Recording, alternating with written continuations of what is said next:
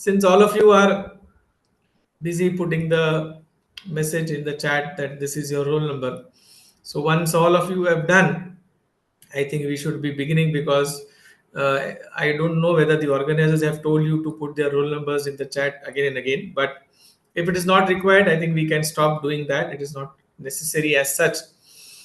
If it is possible for you, you can keep your videos on. If it is not possible, very internet bandwidth issue, you can put it off. But microphones, audio definitely has to be on mute so that there is no audio disturbance during the session.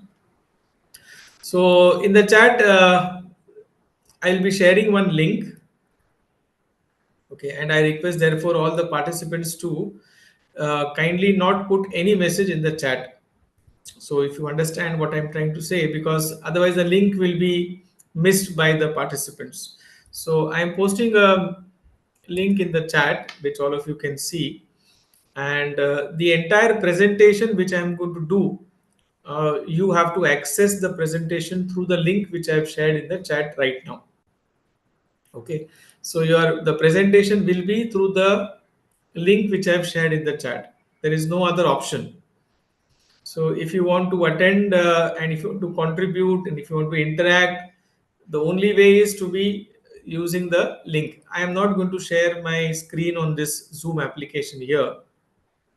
Whatever I have planned for all of you is available on the link which I have shared with you. So as I can see, only 2 people have joined and we are 86 people here. I'm just removing myself from the list. 87 minus myself, 88 now. So total 87 people are there. And out of 87, only 6 people have joined, 7 have joined. So slowly people are joining. So once we have all 40%, 50% people joining minimum, okay, then we will begin the presentation. Right now you will not see anything on your screen, or it will take time because I have not activated the screen. So just hold on, and by the time you can just listen to my audio, my video is also on. I'm trying to find out how many people are joining the session. Once I get the good numbers, I will be starting the presentation from my end. So 17 people have joined, and again I'm repeating, we are 90 people here. So if you have missed the link, I'm sharing the link once again in the chat. सर्वांना विनंती आहे की त्यांना जर presentation attend करायचं असेल आणि बघायचं असेल तर त्यांनी चॅटमध्ये जी मी लिंक दिली आहे त्या लिंकवरती क्लिक करायचं आणि मग ते प्रेझेंटेशन तुम्हाला बघता येईल. झूम एप्लीकेशन वरती मी स्क्रीन शेअरिंग करणार नाहीये. मैं जूम एप्लीकेशन पे कोई स्क्रीन शेयरिंग नहीं करने वाला हूं, और जो पूरा प्रेजेंटेशन है उसका लिंक मैंने आपको चैट में शेयर किया है. आप उस लिंक पे क्लिक करेंगे और लॉग इन करेंगे आपके जीमेल अकाउंट से या जो भी आपका ईमेल अकाउंट है. You will be able to access the presentation. So out of 90 people who are there in this presentation, only 24 people have joined. So if you are interested in getting your attendance, okay, recording your attendance, then this is the best way to record the attendance in online webinars. Most of the times so people are still in this, and those are joining late probably are putting message in the chat. So may I please repeat my request that do not post anything in the chat, not required at all. The entire presentation, as I said, is going to be shared on the link which I've given in the chat, and then you can access the presentation. So 34 of you have joined, and let me now start because we cannot delay certain things beyond the point. But okay, now you should be able to see my screen on your side. And as I said, that is how the entire presentation is going to be. So in the first session, I'm going to talk about use of information and communication technology for optimal learning of the learners. That is what we are going to talk about.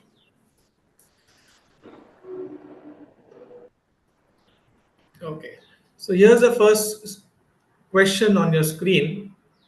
If you can participate into what I'm trying to share with all of you, there is a place where you can put your thoughts. Okay, on your right hand side of your screen, there is a window, there's a text box where you can type your answers. If you're using a mobile phone, you can type using a mobile phone keyboard. If you're using a laptop, desktop, it is more easy. So ideally, I would expect all of you to join the presentation using the laptop or a desktop. That would be ideal. Okay, so let me see how many of you have started writing. 47 people have joined and 8 of you are responding. When you are writing your responses, I'll also request you to put your name in the text box so that we'll be able to identify who has given with this response. So it would be good if you can also write your names in addition to the responses. Okay. Let me show you the responses which you have written.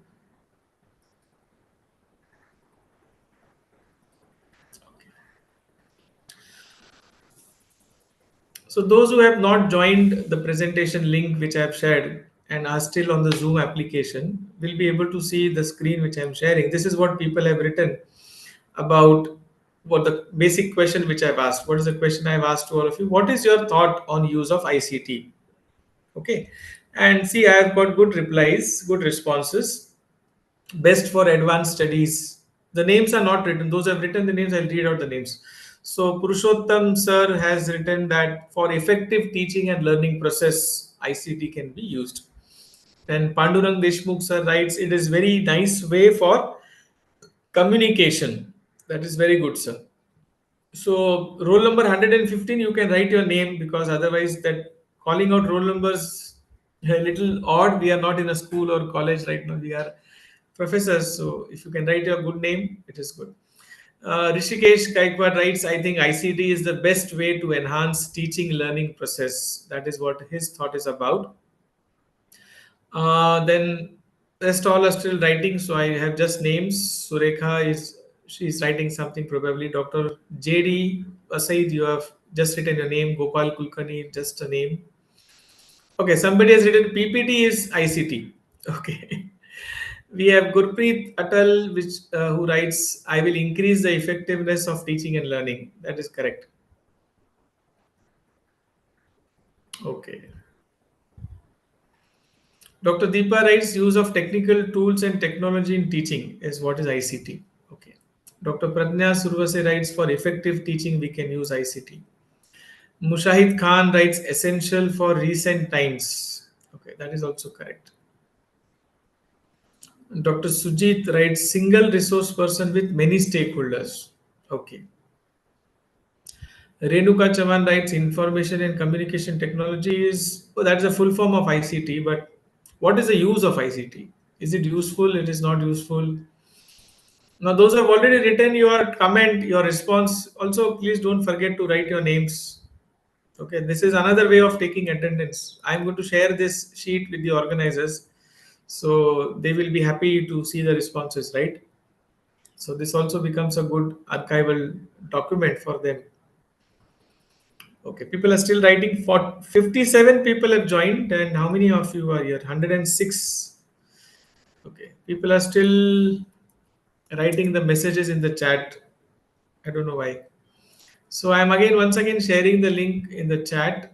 Please click on that link and join the session by clicking on the link. That's all. You will be able to see the presentation. Okay. So my thought was I should be knowing what are you thinking about information and communication technology as far as the area of education is concerned. And of course, I am also going to talk about what I have to share with you as far as this ICT subject is concerned. I will be more of practical oriented rather than theoretical, so that all of you would be also able to communicate and participate in this entire discussion of the in these two sessions. Okay, so I'm very happy to get 31 responses in the first slide, and we have more slides where you can contribute. So I'm moving out to the second next slide. So what is technology integration for learners? We need to understand what is the meaning of that. And here is a definition which I've taken from National Educational Technology Standards for Students from the International Society for Technology in Education. See, the points which I've underlined are very important to understand. The beginning word itself is effective integration of technology. So it is not only integration of technology, it is effective integration of technology. And when can we you have a integration of technology effective? When can be effective? That effectiveness can be achieved when the students are able to select the technology tools. See, this is very important to understand, because otherwise, who is deciding what should be the technological tools to be used as far as ICT is concerned? It is either the college, university, management, teacher, one of these stakeholders who decides what technological tools should be used. Whereas, what does this particular definition, this particular point here say is that effective integration is achieved when students are able to select the technological tools to help them do what? Number one, obtain information. Now, this is primary thing to happen whenever we are having a teaching learning evaluation process in a college, in a university, in an institution. The first thing which the learners would like to get is to obtain information. The later on that information gets transformed into knowledge, and the knowledge gets transformed into wisdom. So number one is to obtain information. Number two, this information has to be obtained in a timely manner. Number three, analyze and synthesize this information. And number four, present it professionally. So when we say that we have integrated technology, we need to look at these parameters, whether the learners have the freedom to choose the technological tools, whether they are able to get the information, whether they are able to get the information in a proper time, are they able to analyze and synthesize the information so that we can use it for further purpose, and finally present it professionally, use it. The technology should become an integral part of how the classroom functions, as accessible as all other classroom tools. Now, this is very important to understand that technology integration means accessibility has to be guaranteed. If there is no accessibility which is guaranteed, then the technological integration will be partial, it will not be complete. So, we need to understand this information and communication technology is a very good tool in the hands of teachers, as most of you wrote in your comments, but that has to be done by keeping in mind these things. So what are these things? Whether the students are able to select the tools, whether they are getting the information in timely manner, whether they are trained and they are using that to analyze and synthesize, and whether they are able to present the data, the information, the knowledge which they have gained in a professional manner. Now, the picture in front of you is again a kind of, you can see the difference between the two. It almost looks the same. One important thing here is to understand that we have to reinvent this entire process of integration of pedagogy and technology, because rest of the processes are same. Stages of ICT integration in education are almost the same. Okay, what is that? Emerging, yet to begin, then emerging, then applying, infusing, and then transforming. But what is more important is to reinvent this as we move forward. We have to think about various ways in which we have to integrate technology and pedagogy, and this is evolving process which we have to understand. It has to evolve through experiments, through experiences. Then only we'll be able to see the proper integration of ICT. If it is not by taking some feedback and doing some experiments and then looking back at whether we were successful or not successful, if you don't do such kind of things and merely use any kind of ICT tool which comes to our hand, we may not be able to deliver the to the learners properly. So what do we have to do? So I have a question again in front of you, as you can see, and there is a text box in which you can contribute your answers to the larger question which I have put on the screen. Why should we integrate technology?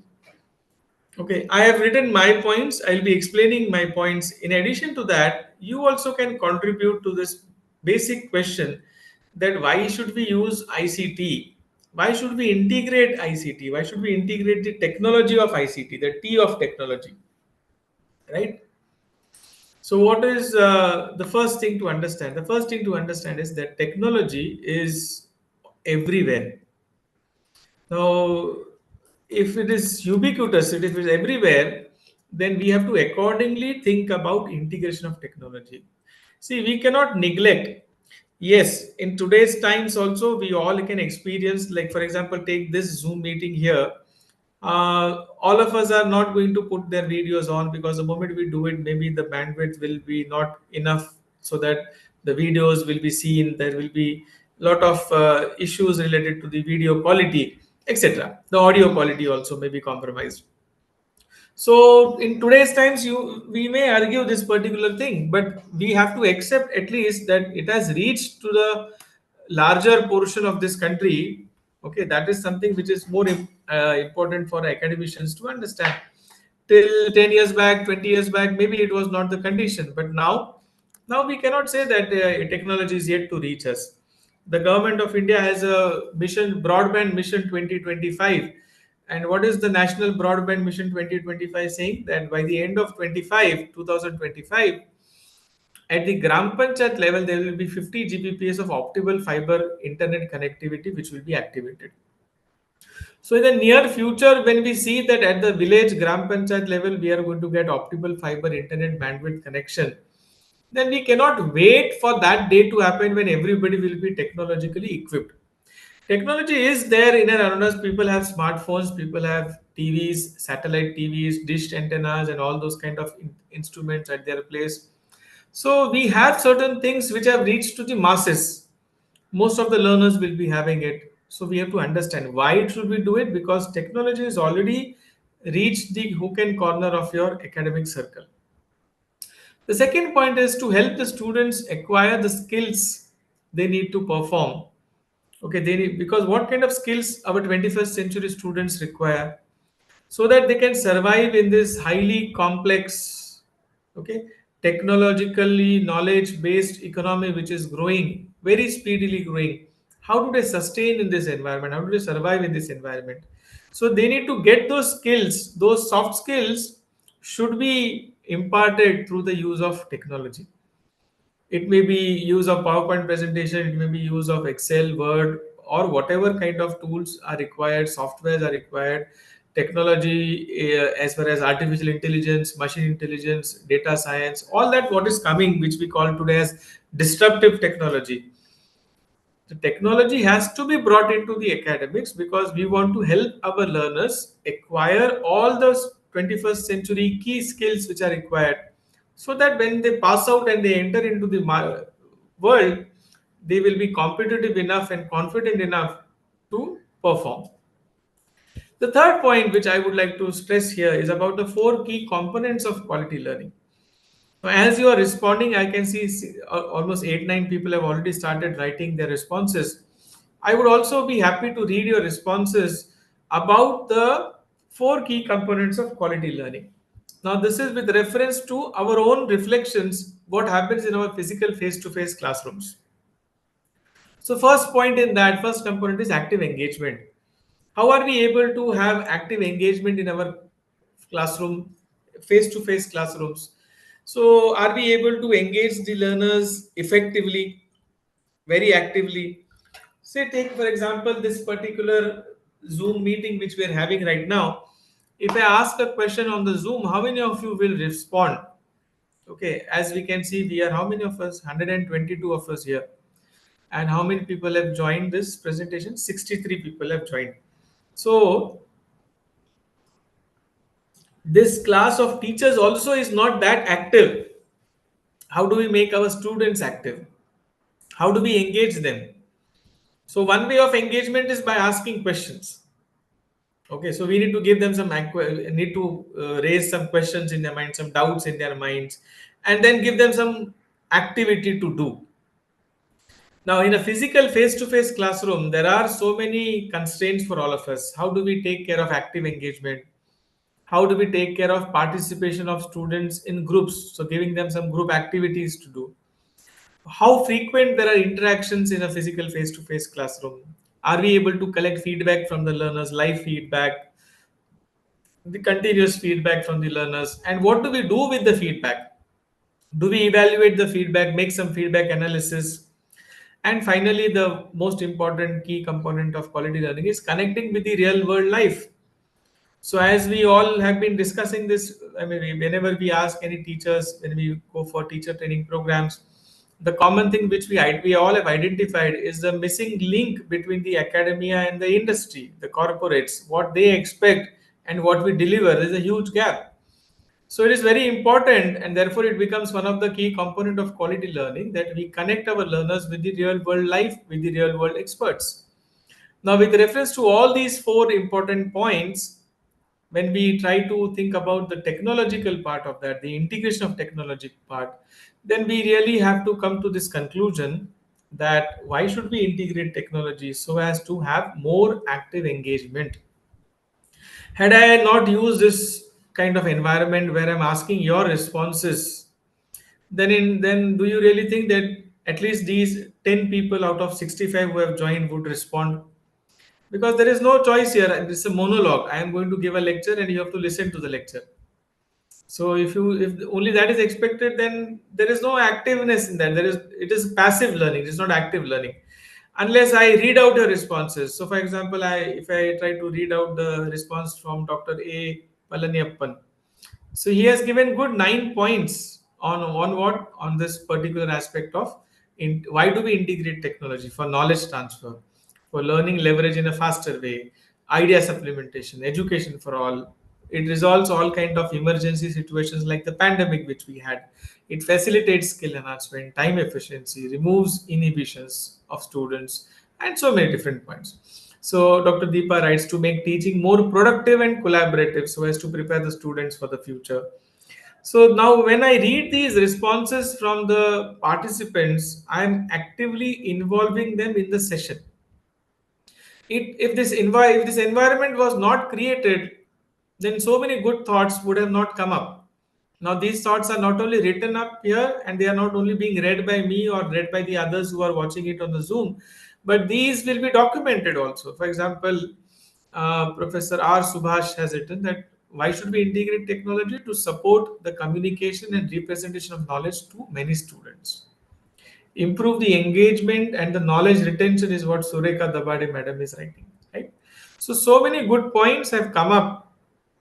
Dr. Umana Sheikh writes, learning about technological integration can help an educator create lesson plans that uses digital tools effectively to meet the curriculum goals. Such a beautiful point. So these are all very valid things which you people have contributed, and I am sure that all of you would be able to contribute to this, provided you are given an opportunity to do so. So the only point which we need to stress here, as far as the integration of technology, why should we do that? So it is to satisfy or to get this four key components addressed: active engagement, group participation, frequent interactions, because that is very necessary. Frequent interaction with the feedback and analysis of the feedback, connection to the real world experts. So this is what I feel. And again, I'm happy, though I got less response as compared to the previous slide, but this is a good. The quality of the responses are very good. Let us move forward. Now, here is a question again in front of you. The larger question: how does technology enhance the quality of learners? So many times it is a question being asked again and again that how do you guarantee, how do you say, who said only using technology is going to enhance the quality? So it is not, this question is not that whether is it the only technology which is enhancing the quality of teaching, the quality of learning, the quality of the entire process. It is not only technology. The question here is, does it enhance the quality? That is the larger question. If yes, how? So you can also contribute, as you can see on your screen, there is a possibility where you can contribute to the things. Okay, so I'm just closing this Zoom screen sharing so that people can go to the link and they can also contribute. Okay, in this, kindly share the link again. Somebody's in the chat. Okay, let us share. So please don't write anything in the chat so that those who have joined late can see the responses, see the link, see the chat. How does it enhance our quality? Technology, we need to understand this, that it also changes the way teachers teach. Say, for example, you think of the scenario that you have been told to deliver a particular topic in a classroom which only has a blackboard, you will definitely deliver because we are anyway teachers, so we will do the delivery of the content, no doubt on that part. But then after some time, you are also told now, in addition to the blackboard, you have a projector screen also, so you can do whatever you want to do. The way you teach using a blackboard and a chalk and a blackboard method, the way you teach using a PowerPoint presentation, and then we just told you, you also have internet connection, so you can show some multimedia content. Now you will be adding more strategies to communicate your subject. So you'll be using the multimedia platform. Then it is told that the classroom period is of 90 minutes. So you can use 30 minutes for interaction. So you divide your class into groups, give them some group activities to do. Every new method which we try to bring into the system using technology, it not only enhances the learning of the learners, it also enhances the quality of teaching of the teachers, because it offers educators effective ways to reach to different types of learners. Now again, all of us will agree on this point, and let me also find out from you in the text box which is there on your screen. Please write your responses and let me know how many students are there in your class. There are 10 students, 20 students, 60 students, 100 students. I'm in Mumbai University. In our commerce colleges, we have 120 plus students in one classroom. And all these 100 plus students are of all different mindsets. See, unfortunately, in higher education, we come into higher education as teachers not by doing B.Ed. We just give net set examination or PhD, and we become teachers. So we don't know the psychology of students, the sociological background, the behavioral problems. We just enter the classrooms. Our classroom is full of different types of learners. There is a category of learners who are very excellent in their studies. There's a bunch of students in our classroom who are average learners. There is a group of students among the classroom in our classroom which is who are very slow learners. They don't have not that much good. They're not that good in the studies. And then we have a fourth type of class of students who don't know why they are in the class. They are somewhere lost. They just came with the crowd inside the class. Now, with all these different types of IQ levels and all kind of psychological and sociological behavioral things, how do we as teachers deliver the content? We have an average way to deliver because that is the only thing which is an option which is in our hand. But moment we are given the second option, an additional tool of technology in our hands, we will try to communicate the same subject in such an effective way so that it will be able to address the requirements of different types of learners. And this technological integration is not only for the purpose of delivery of the content, it is also for the assessment of the students using different multiple means. All of us might have seen the cartoon which had come many years back in Times of India, where there was this examination conducted by the king of the jungle, who is standing there. He calls all animals of the jungle and he says, I'm going to conduct an examination for all of you to stay in this place. If you pass the examination, you will be allowed to stay in this jungle. This is my jungle. I'm the king of this. And if you fail in the examination, you will be thrown out of this jungle. And what is the examination which he is going to conduct for all animals in the staying in the jungle? The examination is to climb the huge banyan tree which is there in front of him. So there's a big, huge banyan tree, and the examination for all of them: the snake, the crocodile, the turtle, the tortoise, any type of animal, you camel, giraffe, whatever you call, whichever animal. The examination is to climb the tree. Now, this is quite analogous to the situation where our students are lying, where we have one formula which is going to fit for all. So, assessment and evaluation is actually not only for the sake of giving marks. It is the basic purpose is to test the understanding level of the learners, the conceptual level, at the application, various domains. So technology is not only making the teachers confident enough, increasing their quality of teaching, it is also offering the teachers different methods for assessment of the learners through different options, different softwares, different tools. Teachers now grow into the role of advisor, a friend, philosopher, and guide. Also, nowadays we are called as not as teachers but as facilitators.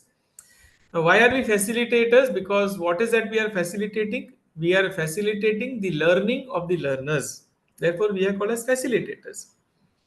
So, effective integration of ICT, what is the outcome of that? Teachers now grow into the role of advisor, content expert, coach. Technology integration changes the entire classroom dynamics.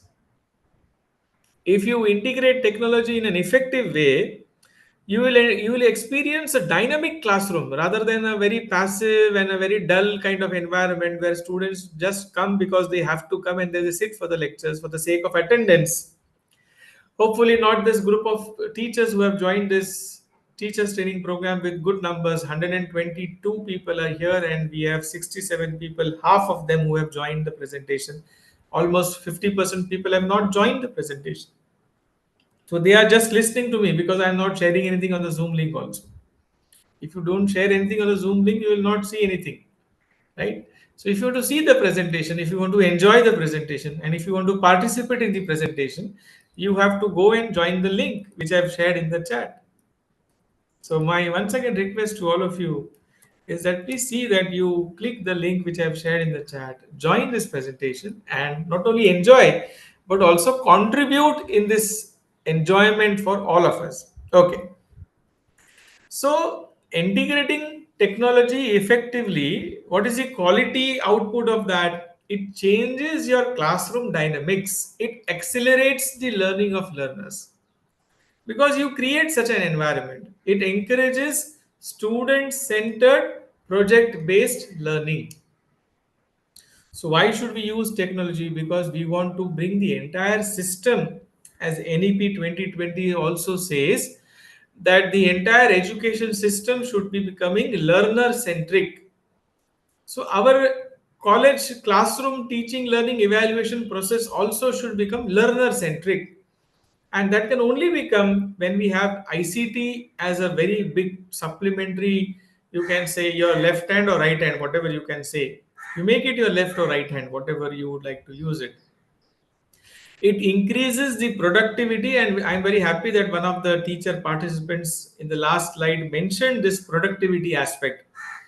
It increases the productivity of the teachers, it increases the efficiency of the teachers, and indirectly, as a very obvious outcome, it is going to enhance the learning and it is going to help us achieve the outcomes. See, all of us now in the NAC and all kind of things, we have to use these words, right? Course outcomes, program outcomes, learning outcomes, program specific outcomes and objectives. And we are not only now talking about outcome based education, OBE as it is called, we have moved forward one step and now we are asking about the course attainment of the learners. So we are not only focusing on what outcomes we have fixed, now we are also trying to measure whether the outcomes have been achieved. So course attainment is what we are nowadays talking about more. Now, when we see at all these things happening in and around us, something which is guaranteeing, which is going to help us increase the productivity and efficiency of the teachers, it's going to also increase the involvement and engagement of the learners, then what is that which stops us from integrating technology in a very smarter way? Let us see some responses which has come. So Dr. Hemant writes, it will diversify our knowledge, which is very true. One of the participants has written, imaginary aspects can be visualized very easily using ICT. Teachers, who has written this? Again, Dr. A. Palaniappan. Teachers also have a room to learn from the students. A very good thought. In fact, in Sanskrit, there is a very nice saying, Baladapi Subhashitam Grahyam. Even if a child says something, take it as a subhashit because you don't know whether you can get some good lessons from whatever the child has said. So teachers also have a room to learn from their students. Every teacher has learned technology and has become techno savvy. The recorded lectures can be used for future reference. The recorded lectures can also be used as a self-paced learning tool. right? Because once you have recorded the lectures, you can play it n number of times. Students get the experience of individual attention. Polls and quizzes incorporated with the virtual session also helps. So these are all good points you have mentioned, sir. Rishikesh Gaikwad has written, nowadays students are technology loving. Very true. Hence, understands the technology and which drives them to work or study efficiently, which ultimately improves the quality of education. Also changes the way of teaching, which becomes monotonous for students otherwise, which is true. We have a participant Purushottam who writes, technology gives opportunity to learners to accumulate the knowledge in wide range. It helps to keep the classroom active. A very nice point. In fact, it is going in sync with what I have written in the slide also. So I'm very happy that we have people writing. Oh, good response coming in. Role play is what one of the participants is writing. Role play, flipped classroom. So these are all points which are all valid points, and of course you can go on adding to this. It is finally very important to understand that why we should be using this technology. Now I'm going to give you a task. Since I can see the good response coming in, let me go to the next slide to give you a task. Okay, and the task is, since now we have understood about the key important things, what have we understood? What is the meaning of technology integration? We have understood why should we integrate technology, and we have also understood that if we integrate technology, how is it going to enhance the quality of teaching learning both. Now let us come to this point. What are the actionable points, doable? Okay, what should we do?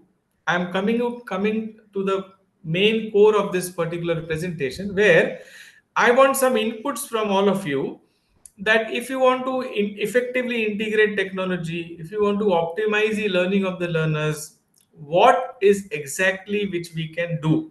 So, what I'm expecting from you to write actionable points, not generic sense. We should use technology. Now, that is not an answer what is expected. We all have understood that we should use technology, how we should use, why we should use. Exactly now, the question is, what are the things which we'll be doing so that the learning of the learners is optimal? So that is the basic thing which I'm asking. I'll just wait for a few, say 30, 60 seconds for you to put in your responses, and then I'll share the screen on the Zoom so that those who have not joined also can see the responses which have come up.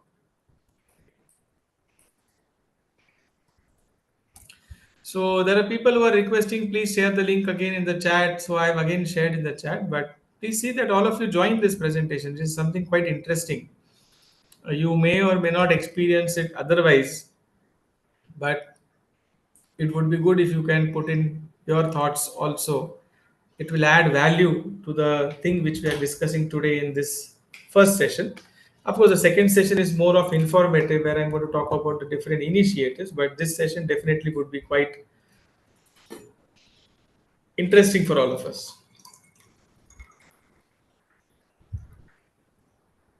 So I'm just waiting for a few seconds so that all of you who are interested can contribute. Of course, after this slide is a slide where I'm going to give my points.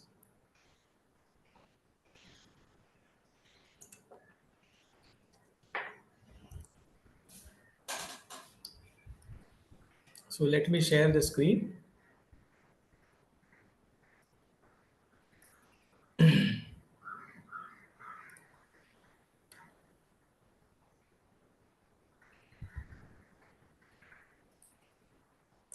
Those who are writing the responses, please write your names also in addition to that so that I can give you the credit when I'm reading out the responses.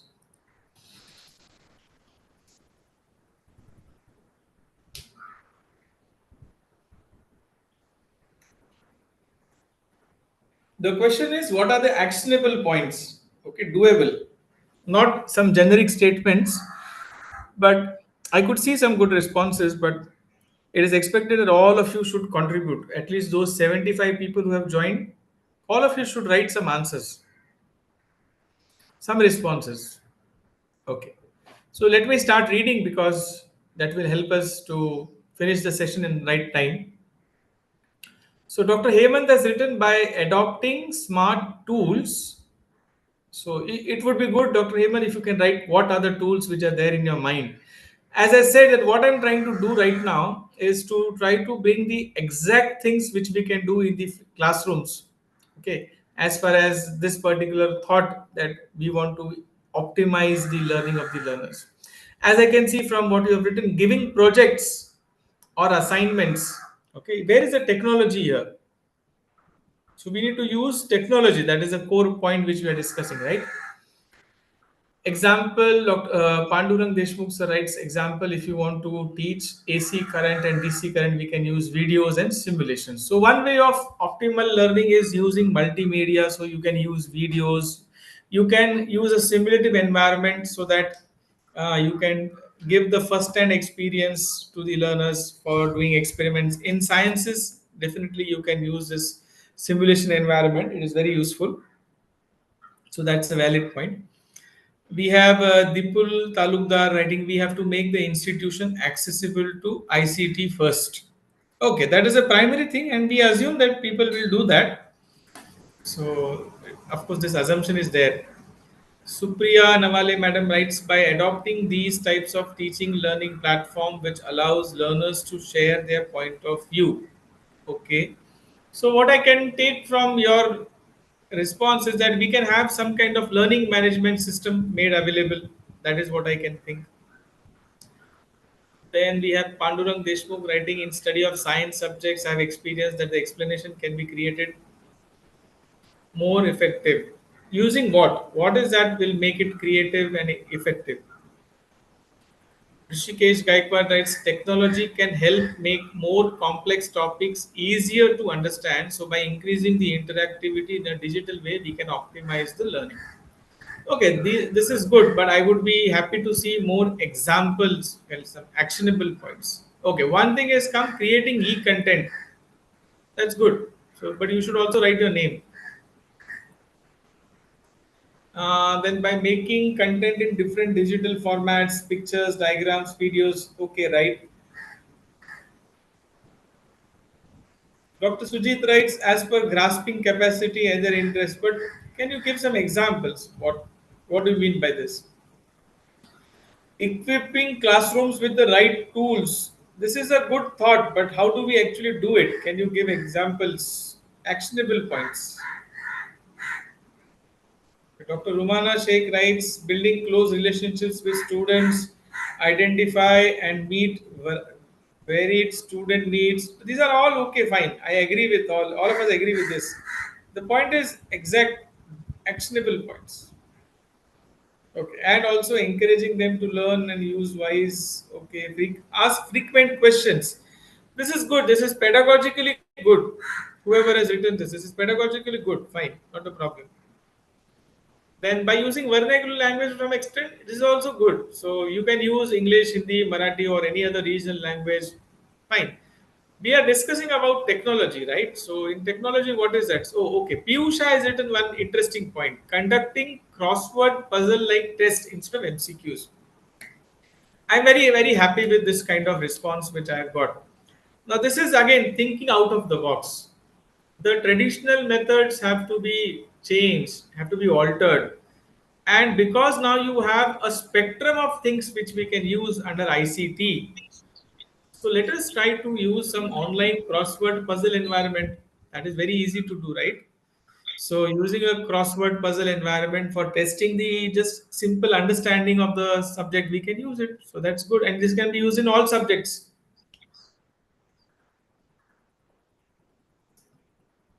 So breaking this MCQ in your mind, no, it is very important. COVID pandemic has forced on our mind this thought that everything, every objective evaluation is MCQ. From that we have to come out. So I'm very happy to see that response. नाही येत त्याच्यात Pandurang Deshmukh has written multimedia and digital tools, e-content. R. Subhash has written building close relations. That's okay. By establishing goals and monitoring their progress. How, Dr. Jyoti? You need to write how. Somebody has written QR code based service. That's fine. Then Professor Bahigavankar, integrating digital technology into education can help the optimizing of learning outcomes by providing students with access to a wide range of resources promoting collaboration, communication. Okay, that is all good. This is all theoretical. I agree. So reading audios, videos, somebody has written. Fine. Give some examples. Examples. Dr. Deepa has written. We can use audio to enhance listening skills. That's very good. The basic grammar is has to be improved. So learning skill, listening skills, reading skills, speaking skills, okay, writing skills, all these skills are very important. They should be there in an individual learner. So good point. And then we can use a lot of different applications, ICT tools which are available through which we can definitely implement that. So a very good point which has come. Dr. Shiv Shant has written about digital tools like PPT. Okay, fine. You can use. PPT will improve your presentation skills. The question is optimal learning of the learners. So what is there in your PPT matters. If your PPT is very dull, for example, this presentation which I'm doing right now, if it was just a presentation, PowerPoint presentation, then how the interaction would be possible? Very less interaction will be possible, right? Now, because I'm providing you this environment, see, let me try to show those who have not joined what you are missing. So, those who have not joined the link which I have shared, now can you see on your screen? This is the original left hand side is the my presentation slide, and the right hand side is a place where you can contribute, you can write your response. So, this is where you can write your response. And let me write my name here. Once I have written this, if I come back to this place, okay, I can show you somewhere my name. See, this is mine. So it's instantaneous. Even in your college lectures, you can use this environment. See, olden days, what was the situation? In the olden days, we used to tell the students to not to bring the mobile phones in the classrooms. If somebody brings mobile phone, then they will be confiscated. There are colleges and institutions who have a heavy fine if they are using mobile phones. Now post pandemic, we have agreed probably on this fact that mobile phones are allowed. There is no problem in using mobile phone. Now we should be using this, we should be making the smart use of the mobile phones which are there with the learners. So your day-to-day physical face-to-face classroom lectures can become very dynamic, provided you make your presentations in this format. So that will add more value to your presentations. To think about the different ICT tools, different digital board tools which are available, which you can use to see that the learning is enhanced. Okay. Let me go to the next slide. I've got 28 responses from 77 people who have joined. Okay.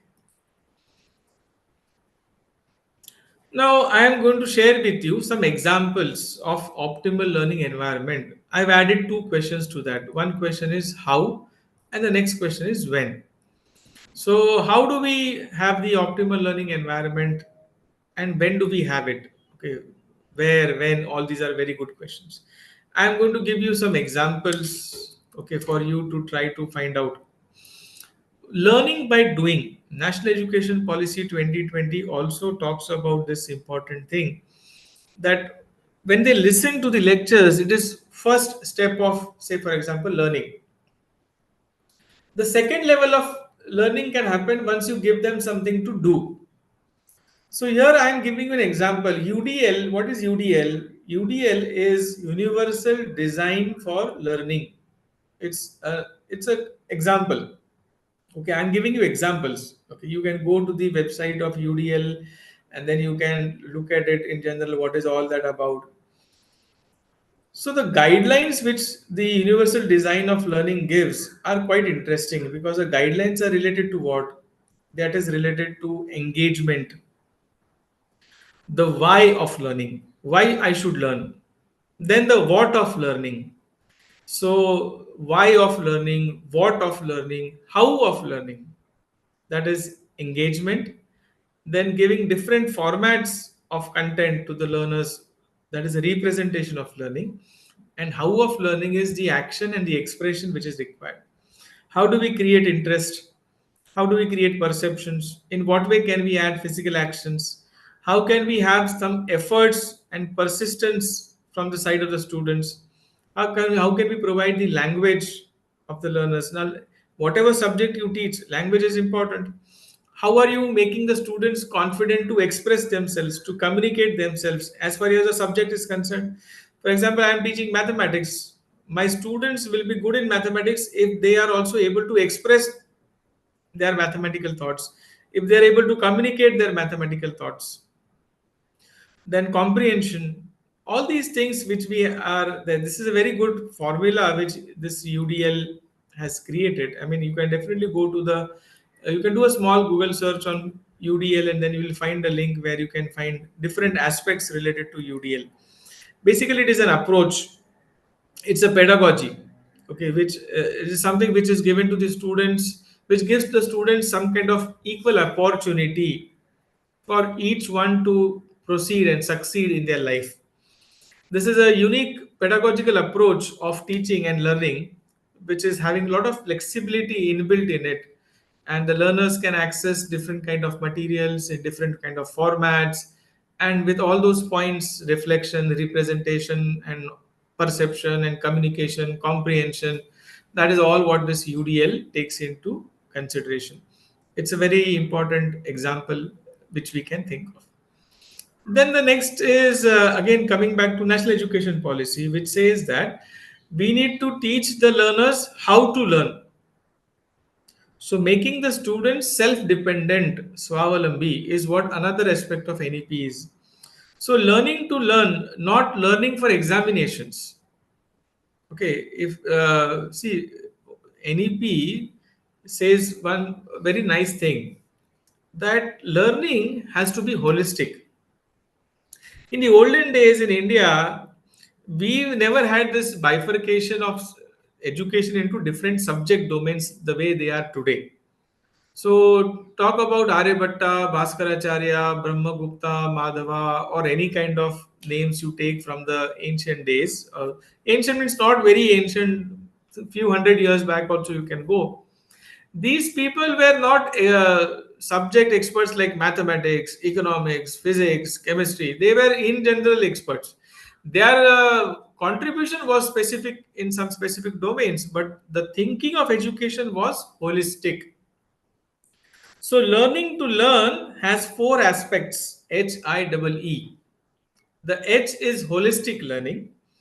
The I is integrated learning. From KG to PG is what people are talking today in 21st century. But in India, education was from the time your conception, the before your birth is there, Garbha Sanskar, from that time to Antim Sanskar, to the last breath you have taken in this earth. So, in our philosophy, learning is lifelong learning from the time you are born to the time you are dead, and beyond that also, because we believe in Punarjanma. Some of you may not believe, so you can leave it aside. But integrated learning, we cannot have segregation that early childhood care education is separate, primary education is separate, secondary education is separate, then 12th standard, 11th standard is something different, graduation is different, post graduation different, then doctoral, postdoctoral. No, everything has to be looked into an integrated format.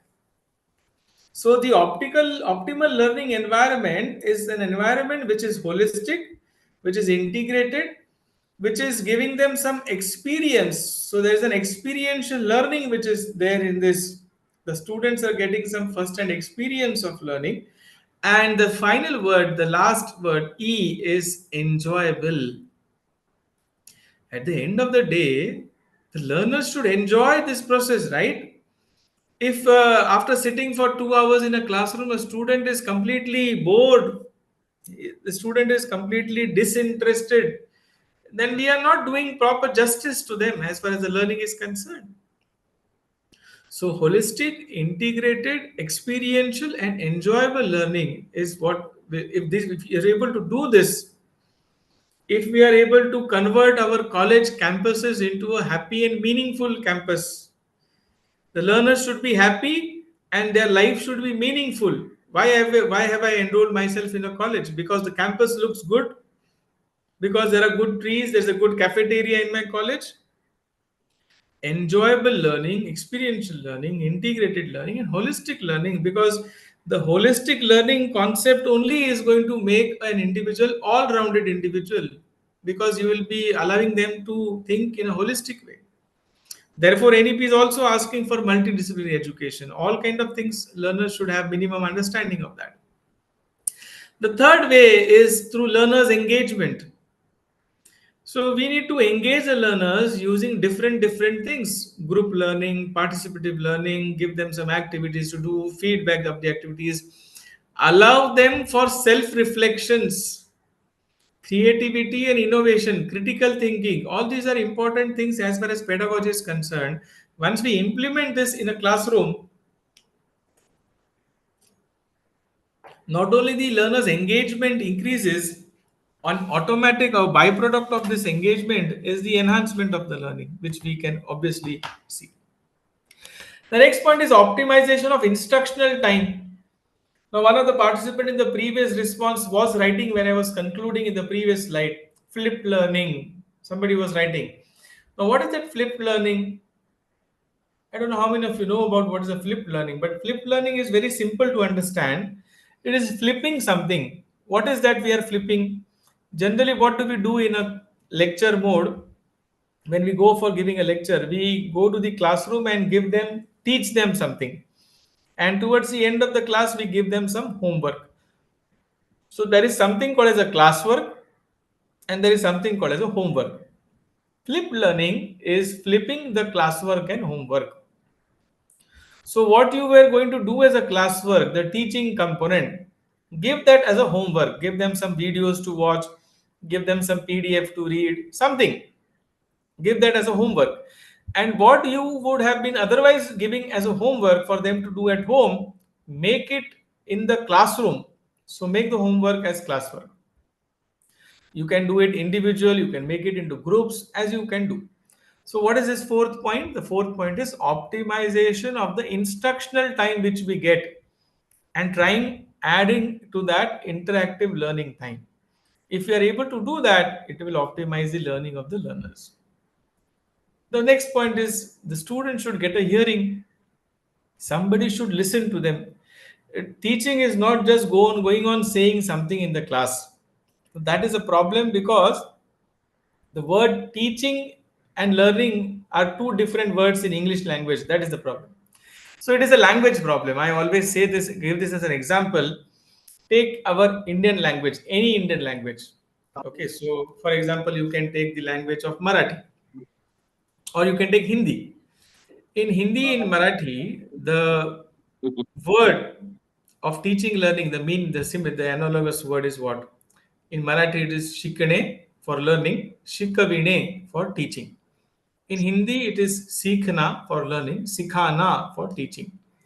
The root word in all these Indian languages is learning, and an activity above that is teaching. So in Indian concept, Narika, Indian philosophy, teaching is the Wendaji. root of every तुम्ही activity. का वेदांती मित्र आहे SUV स्वच्छ यार Somebody's XUV mic is on, अच्छा Professor Sanjay. So in the Indian concept, basis of everything is learning. Teaching is an activity above it, right? So this point which I've written here, they get a hearing, the students get a hearing, is very important, because here you need to stop at some time and try to find out from them what is that you want to say. It can be a feedback, it can be a question, it can be an FAQ, it can be some query, some conceptual level query, some application level query. So that will give the learning environment an optimal push. Opportunities to participate, explore, and discuss. Here I am sharing an example with you. Of course, this example is not related to higher education, it is related to school education. But I somehow found this as a very good example.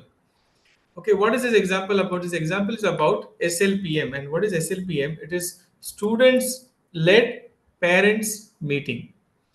Now, all of us know in schools, we have this open house, right? So, in what happens in open house?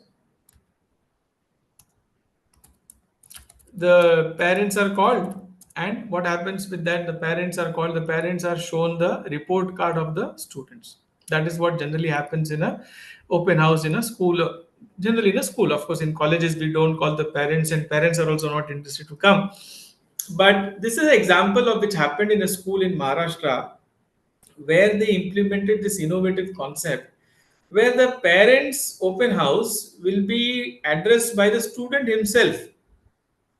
So what do they do? They give the result sheet to the students. They train them how to do the analysis of the results as far as their performance is concerned. So they have scored good, they have scored bad, they have scored better than the previous.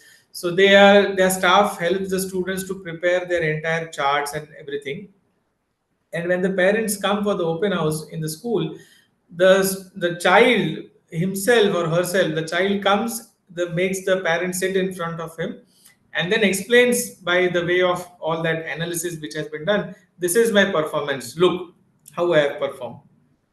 Now this is a very innovative concept. This is a very important, very different kind of concept, because now here the onus is not whether my child has performed less, that person's child has performed better. So the comparison from the parents, and then the argument why 1 mark is cut here, why 1 mark is given more there, etc.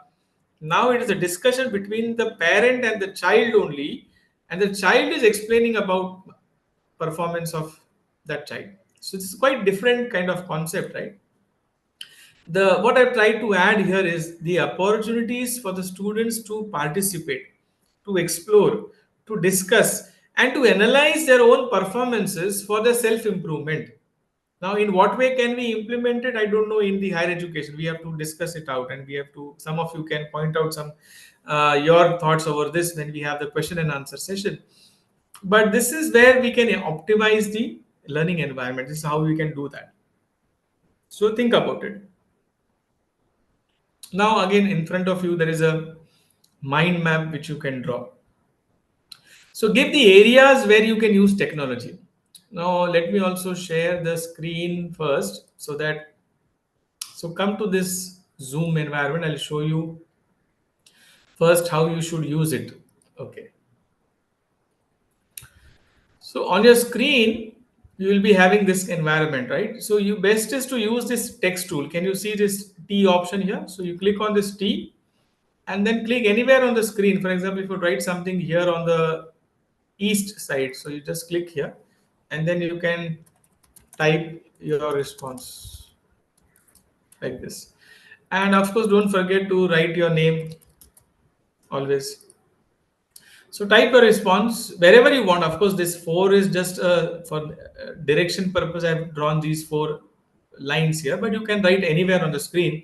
You can use the pen tool, the pencil tool. The pencil size has to be adjusted first of all. This is, you can reduce the size, and then using the pencil tool you can write. But you can see if you use the mouse to write, it is very difficult, right? So you can use the eraser and you can erase out some mistakes which you have done. Best is to use the text tool. Okay, so let me see how many of you can use this. So use this text tool and try to write down your response. That is why I've shared this. Let me go back and share this. Okay. Let me see how many are responding. What is the question here? You have to just tell your thoughts about where can we use technology, ICT. That is what you are supposed to write.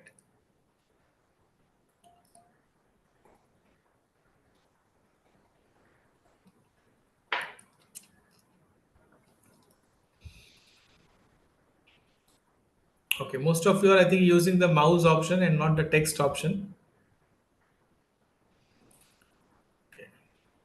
Try to use the text tool which is available. On the screen, there's a text tool which you can. Okay, somebody has already used it. Okay.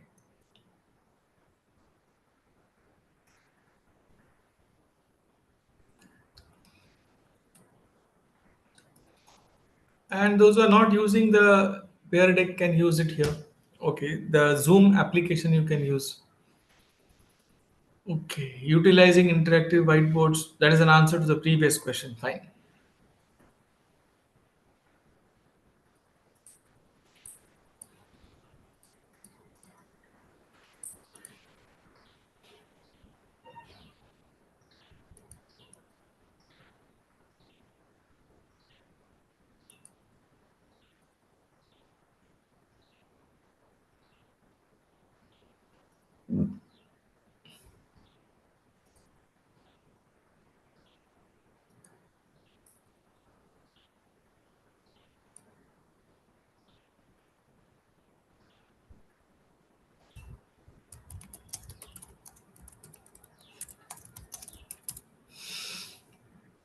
Okay, let me see how many of you have written.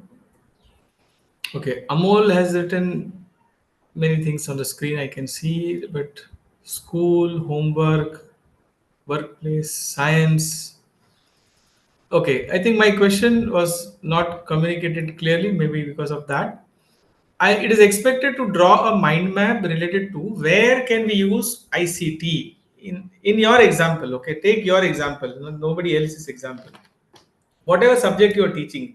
For example, you are teaching history, you are teaching economics, you are teaching political science, you are teaching geography, you are teaching what some language. Where in your subject you think you can use ICT? That is the question basically. So I have given you a open space. You can write anywhere on this space. Okay, make use of that space. Take 2 3 minutes. Think about it. Discuss about it. But it would be good if you can write something over it, right? So take some time, but do write something. Are you able to get some kind of this environment? Okay, if you're using the Zoom application, I'm sharing the screen. How it should be from your end. So use the text tool, the T tool, which is there on the bottom ribbon. No, click on that T option and then click on the open space. You'll be able to write something in the checkbox. Okay. Meanwhile, as the others are writing, okay, those who are not writing can come to the Zoom link and ask some questions if there is anything in your mind. We can take 2 3 minutes to discuss.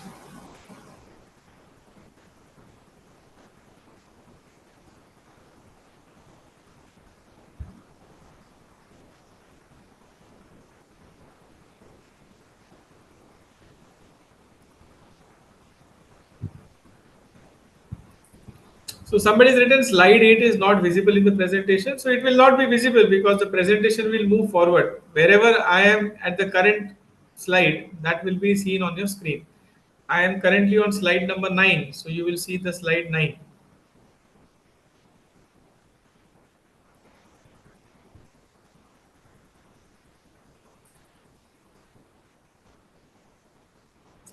Okay, so as I can see, Amol, Dr. Deepa, Rishikesh,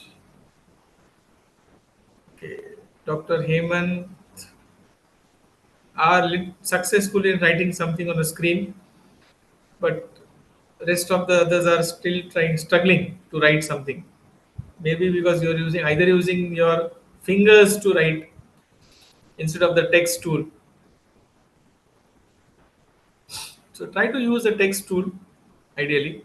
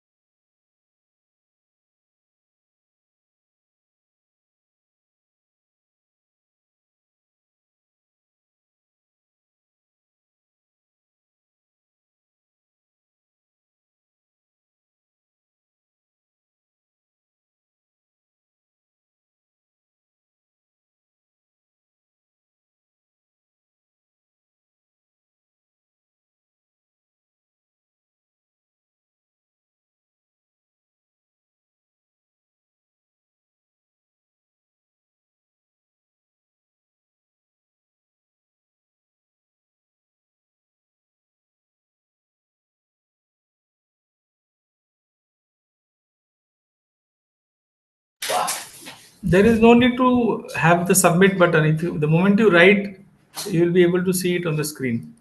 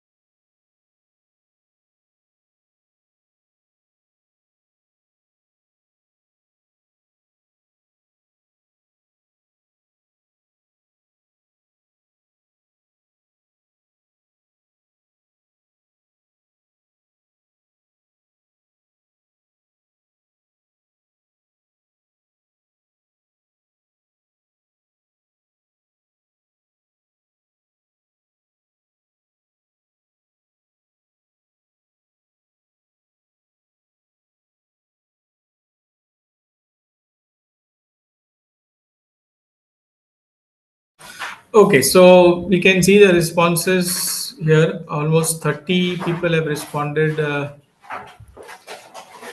So, what we can observe, for example, to just read out those who have written the names. Amol has written for giving assignments in Google Classroom, communicating with the students on daily basis, learning the latest advancements, connecting with the outside world. Then we have Dr. Deepa who has written during the internal assessment we can make a literary quiz, etc. to show transcriptions of the word for phonetics. Okay. To organize a lengthy text in chunks with audio or video, that is also good. So very nice points, doable, actionable points have come. We use technology to explain scientific terms, procedures, remote locations, live sessions on budget. Okay. Experimental learning, Sushil Mathapati is writing. Okay. Draw graphical presentations. Fine. Educating, tech banking, medicine, Dr. Subhash. Online video for something, discussion. Okay. Microbiology for I can use ICT to teach students morphology of bacteria and viruses. Okay. Science, maths, physics, biology, engineering, medical are subjects. Okay. ठीक है. Explain different diagrams and circuits in chemistry. ठीक है. Use in PPT and e-content, statistical data assessment, virtual lab, use in projects. Okay. Good. Fine. So we have come to the towards the last concluding part of this first session. So what is the next thing to understand? Where can we use technology? You have tried to write down your thoughts. Now this is my thought which I am thinking about, which I would like to share about with you. That where is a place where you can use technology? One is research. In the bracket I've written why, okay, or how. So in research you can use technology for what purpose? For improving your research. So you can use different softwares, different tools, based internet based tools which are available for research work. For communication, as one of the participants have written in the previous mind map slide which we created, for communication, but again and adding an adjective to that, effective communication. For gamification, see, the fun environment is an environment which everybody likes, of any age you are, whether you are a small kid or you are an adult. Anybody would like to have something which is in a gamified format. So games is something which everybody likes. It's a fun element. So we can use gamification, multimedia, visualization. We can use technology for in the area of assessment by bringing variety. So there is something called as rubrics. I don't know how many of you know about this rubrics. Rubric is something which is it's a tool which we can create some parameters which we can decide on which the evaluation can be done by you of your students. So we can create our own rubric using different technological tools which are available, softwares which are available. We can test the competency of the learners, the social, emotional aspect of the learners. We can test the capacity of the learners. So assessment variety is what we can concentrate when we are using technology. Virtual collaborations, because use of technology is something which is a very much important tool in the hands of teachers. We can have virtual collaborations. Right now I am in Mumbai, you are in some other place, maybe in Sambhajinagar or some other location in Maharashtra or outside Maharashtra. So you are in a position to do virtual collaborations and very easily, smoothly, without any hassles. Discussions and debates can happen, teamwork can be done, flexibility. Why should we use? Where can we use? Why should we use technology to bring into flexibility? The self-paced learning of the learners, giving the learners personalized learning experiences, accessibility to all, accessibility in both the ways. For the Divyang students also, you can have this accessibility by having transcriptions, audio, video, all kind of formats. And learning content is available to all in an environment which is accessible to everybody. Then implementing this learning by doing, curiosity driven content can be created. So many of you wrote about e-content. So e-content is not just mere e-content, it is learner-centric four-quadrant e-content which we should be creating. Please write down if you have a notebook in front of you. It is not just e-content, it is learner-centric and four-quadrant e-content which we all should be creating, curating, adapting and adopting. Okay, so we are almost towards the end of the presentation of the first half. So I would like to know from all of you who have joined. Joined means who have joined this peer deck link which I have shared. By the way, for all those who don't know what I am using here, let me just share with you. This is Google Slides which I am using. And in Google Slides, you have an extension which you can add called as peer deck. The name of this peer deck is there in the link also. If you see the URL, if you read the URL, it is app.peerdeck, something like that. Okay, so you can easily understand this link. Peer deck is an extension which we can add into the Google Slides environment, through which you can create these interactive presentations wherein the students can write, give you inputs, can respond wherever it is required and wherever you have given a chance to for the students to participate. So please see that you are able to write down certain things. So this is, of course, I think I have not added in. You cannot write. I'm sorry. This presentation. Let's just move to the next slide. Okay. So the problem with the previous slide was that I created this environment, but I forgot to give you the text tool to write. So I forgot to give that. Anyways, let us sum up these challenges because we need to give you a break for the next session also. So what are these challenges? And if you agree to this, let me know. If you have something else in your mind, you can also add in the later on when we have the question and answer part. The challenges as far as implementation of technology, integration of technology, and effective integration of technology, all the three aspects: implementation, integration, and effective integration of ICT. One is access. How do we provide the access to all? So how is again a very policy level question, but I'll also talk about it in the personal level. So at the institutional level, we have nothing in our hands, but at an individual level, the question is the question which we should be asking to ourselves is that, am I giving the access to my learners in my individual capacity? So like for example, creating e-content. So the first the first two things, no, access, equity and quality. Now all these three are also the fundamental principles of National Education Policy 2020, and it can be addressed at the institutional level, also at the individual level. At the individual level, we can take care of it as far as the equity of education is concerned, as far as the quality of education is concerned. We definitely can give the quality input from our end. The fourth aspect is related to the effectiveness. So training.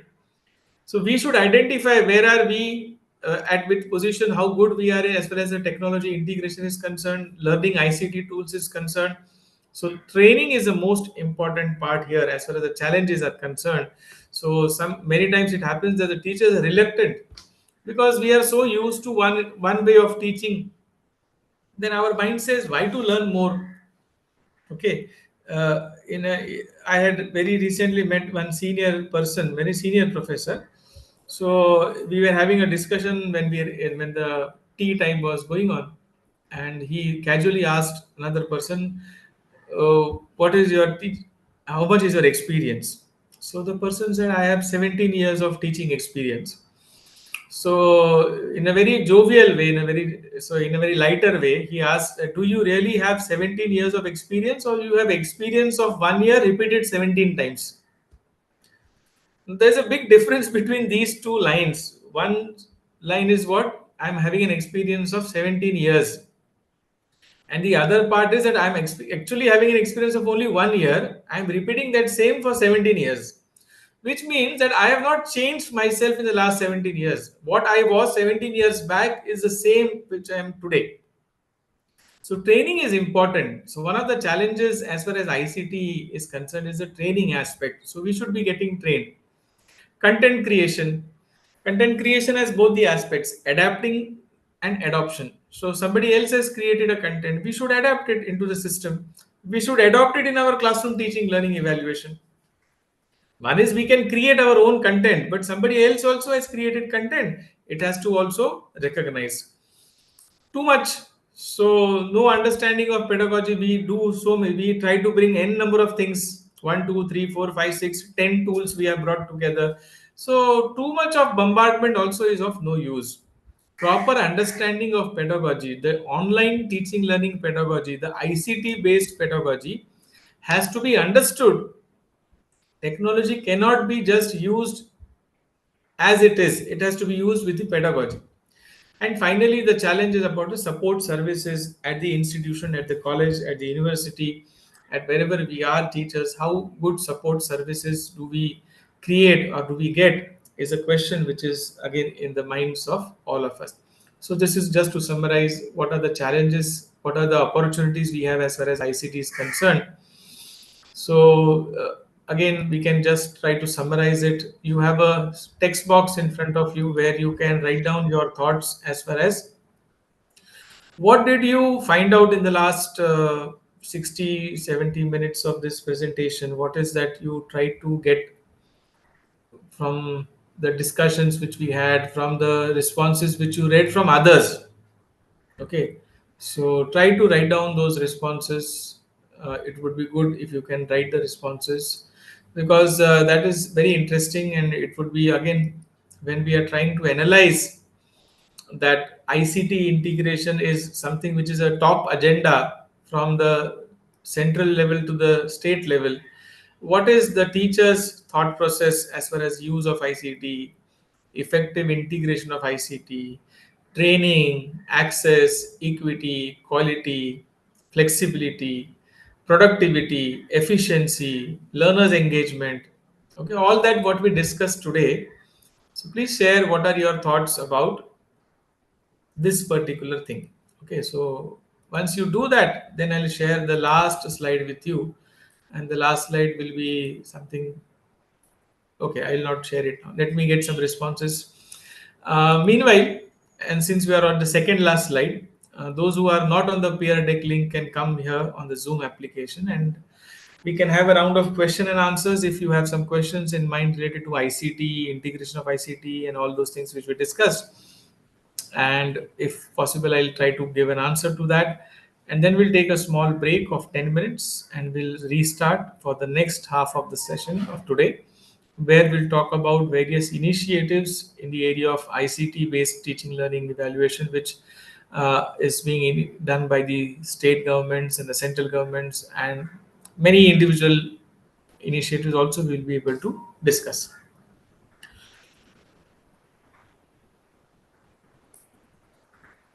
So roll number 46, there is nothing to submit. Whatever you have written will be there on the screen immediately. For example, if you want to see, it is there like this. If you're able to see, I have shared the screen. So you need to write your name. I don't know what, either write roll number 46 or write your name.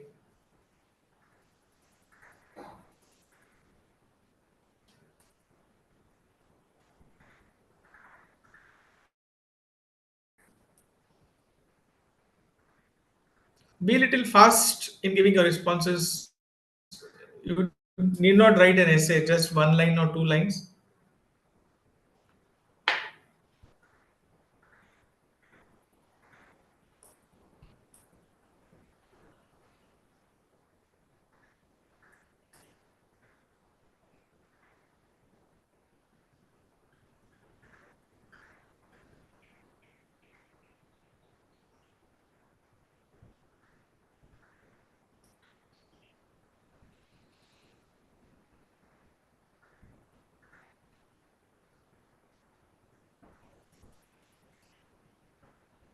Okay, so we'll close the, I'll go to the last slide. I can see still some people are writing, but because of time, I have to skip this. So this is the last slide for all of you. Please give your responses.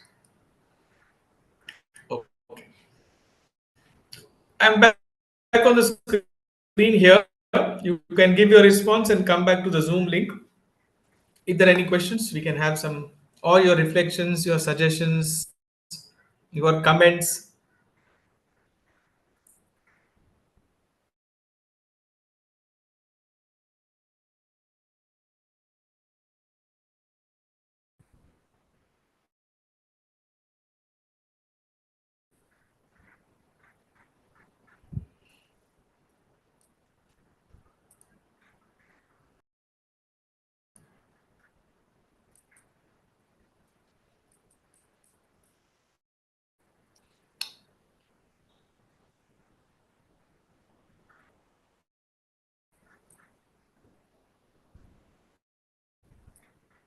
Okay, friends, I'm back on the Zoom link.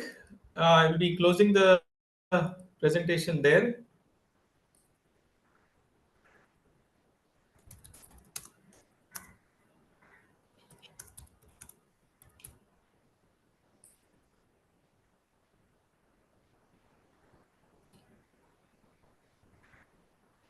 Okay. So if it is possible, you can on your videos. If it is not possible, you can keep it off. But I would be happy to know from where you are all from. And since I tried to keep the language of instruction or the medium of communication as English, you can give your feedback about that because we have one more session in the next half. If you want me to have a blend of English and Marathi, English and Hindi, please let me know. So you can on your microphones one by one. You can raise hand if it is possible. I can give you a chance to speak, and then we'll take a short break and we'll join back after 10 minutes. How is it? So can you tell me from which places you are from? In the chat, can you write down from where you are, which place? Like I'm also from Mumbai, right? So if you just write the place, I will be able to guess the proper thing. So one is Bihar. Okay, great. So we have from other states also. Aurangabad. Aurangabad is Maharashtra, then Sambhajinagar. Okay, great. Tamil Nadu, Navi Mumbai. Oh, somebody from near my place. Okay. Nashik, Nanded, SNDT Pune. Okay, nice. Nevasa. That Nevasa is in which Nagar district, right? Or which district? Maharashtra. But which place? Roll number 135, Maharashtra means which place?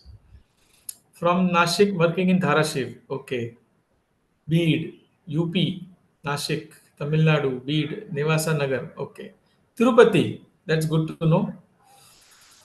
Madhya Pradesh, working in Ujjain. Okay.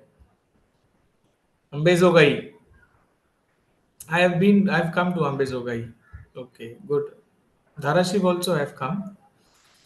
Then which place? Malegaon also have come. Chhattisgarh I have never visited, so a place in my bucket list. Dharur. I have come to Dharur also. Okay, good. Sambhajinagar, I have stayed in Sambhajinagar for 1 full year. So I have a special place for people who stay in Sambhajinagar in my heart. Gadchiroli is again a place where I have not come. So good combination from different states also we have. Break of 10 minutes. We'll join back at 4:10 for the next half of the session. So you all can have a small round of break. You can have tea. I'll also have some tea in my office and then we'll join back at 4:10. Okay?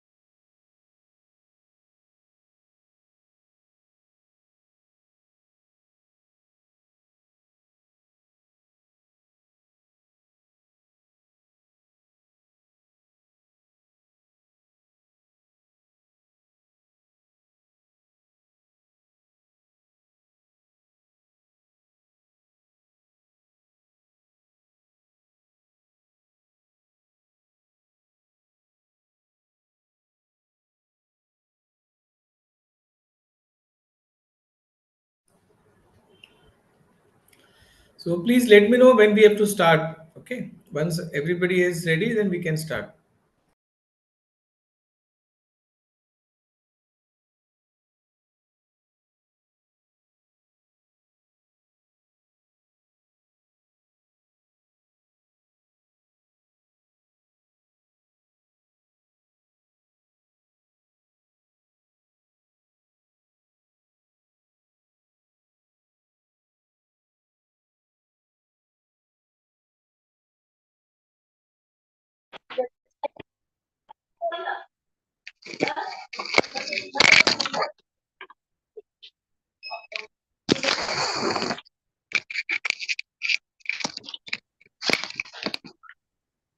हरकत जास्त लागते ना नाही लाग किती देतात बघ. तसं नाही करावं बरं अर्धा मिनिट काय नाही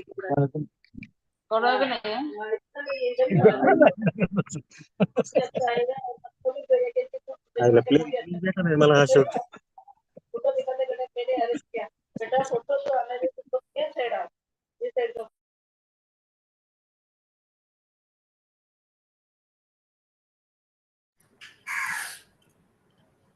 Okay, so I've got a request from a few participants to begin.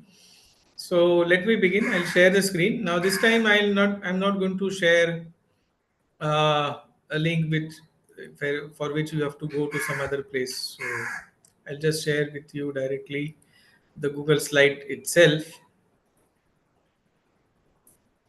Okay.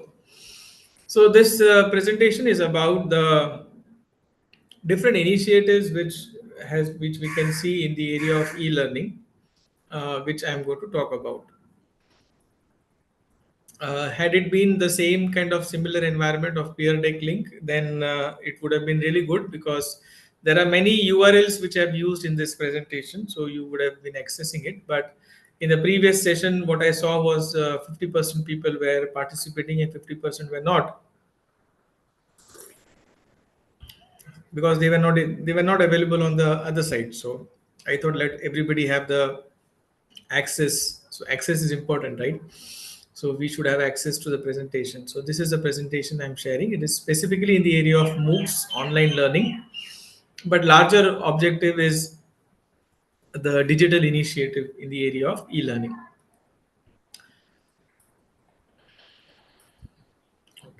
Are you able to identify the logos which are there in this?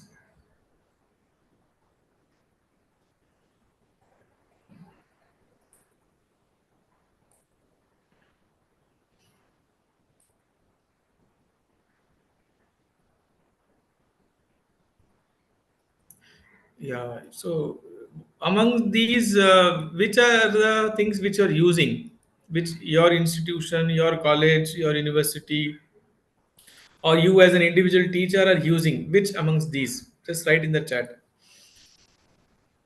If your mics are working, you can use the mic also.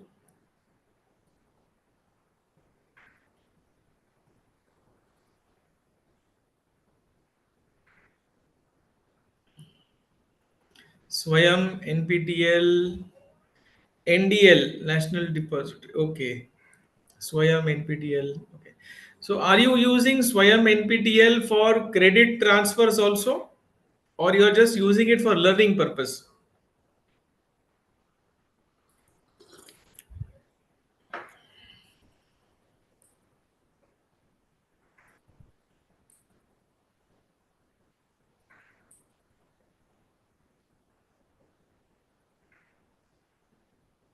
Only for learning purpose.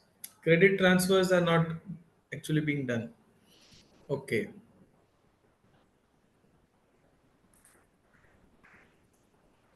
fine.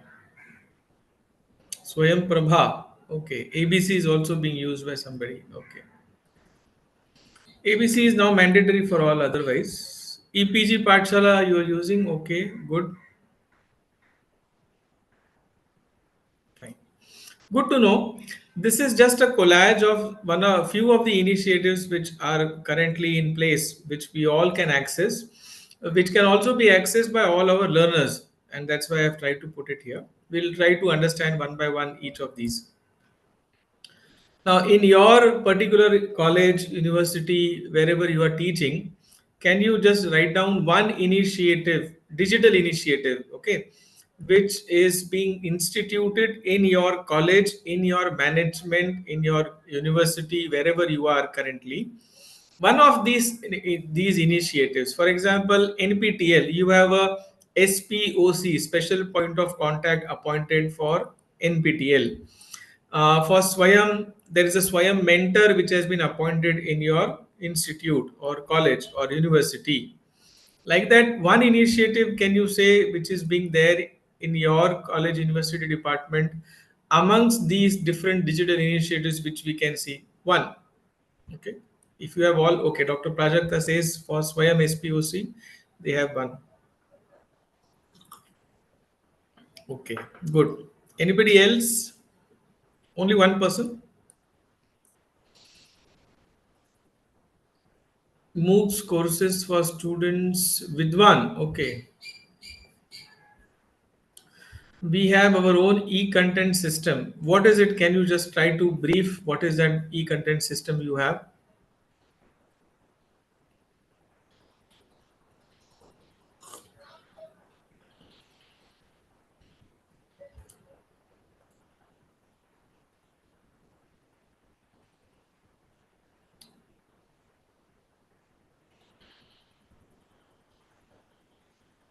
Digital smart board for teaching. Okay.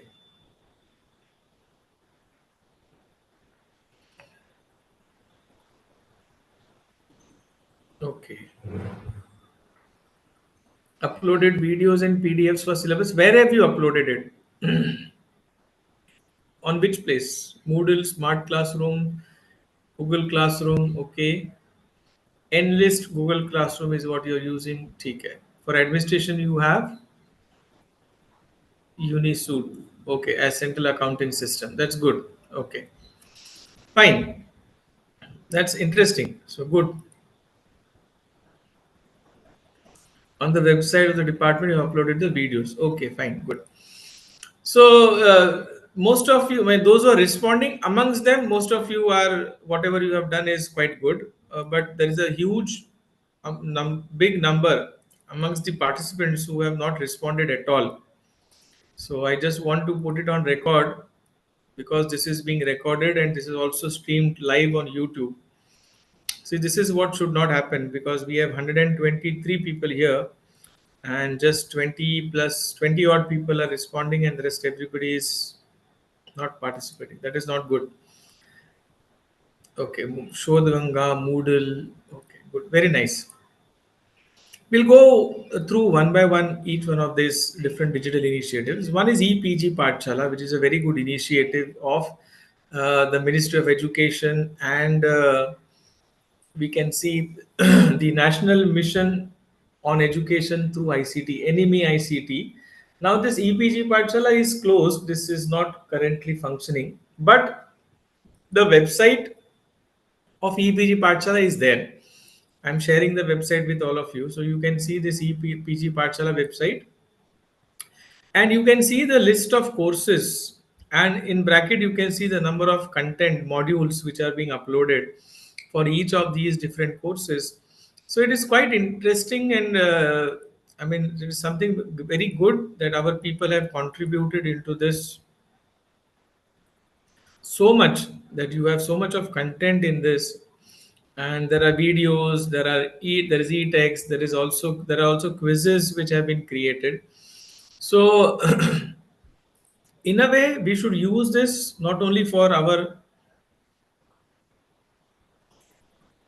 only for teaching learning.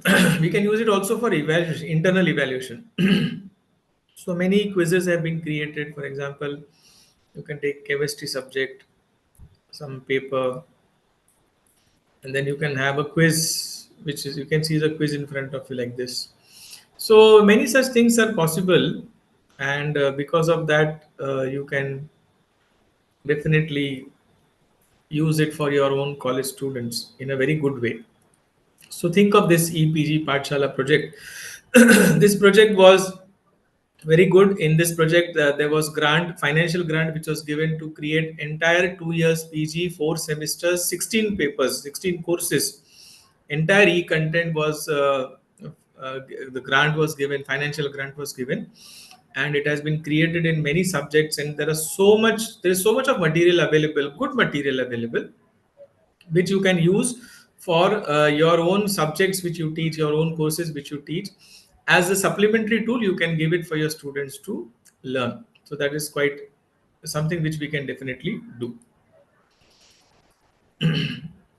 Then we have this Swayam Prabha, which is again a big list of 34 DTH channels which have been created, direct to home channels, free of cost, 24/7. These are available, and anybody can, any learner can use these DTH channels, and through them they can view whatever is their subject related content. 4 hours of content is telecasted 5 times a day. So for 20 hours this full day, these DTH channels are open. In addition to that, very recently, PME Vidya channels also have been created. These are all 12 channels from grade 1 to grade 12, which have been opened up. And these are all TV channels. For each class, there is one channel. And through this, also, a lot of content is being telecasted for the learners to learn. So this is Swayam Prabha and then PME Vidya. Then for research, we have this Show the Sindhu. And the main objective of this Show the Sindhu is to have a consortia for higher education e-resources to provide access to qualitative electronic resources, which includes full text, bibliographic and factual databases to all academic institutions at very lower rates of subscription.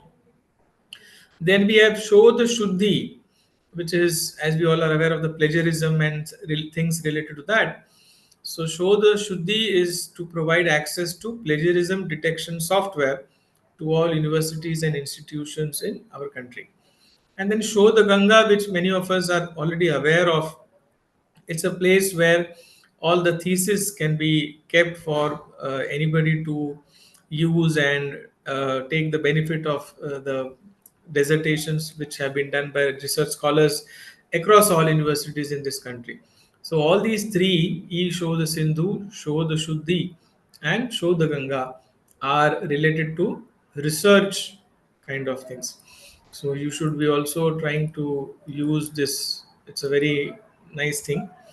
Let me share the link. Okay, this is a URL of Show the Sindhu. Okay, so you can see that 217 universities have already joined, more than 4,200 colleges, more than 10,000 journals, and 1,99,500 plus ebooks. So such a big, huge resource we can see is being shared here. So that is about this Show the Sindhu. And of course, this Show the Ganga, all of you know, so I will not share about Show the Ganga. But let me see whether this Show the Sindhu website is working. Otherwise, we can. Let me see. Yeah, this is working. So this is the Show the Shuddhi website, which is for the plagiarism detection software, which I was saying. And here also we can see so many different users are already there on this particular place. And Shodh Ganga, most of you have seen, those who are in research activity, they know what is Shodh Ganga, so I need not show. But generally, Show the Shuddhi and Show the Sindhu is not known to many of us. So it is good if we can try to understand this. Then these are few, it's again a compilation of some important activities which have been initiated by the government, ministry, and other departments. One is the National Digital Library of India, NDL. So it is hosted on IIT Kharagpur website.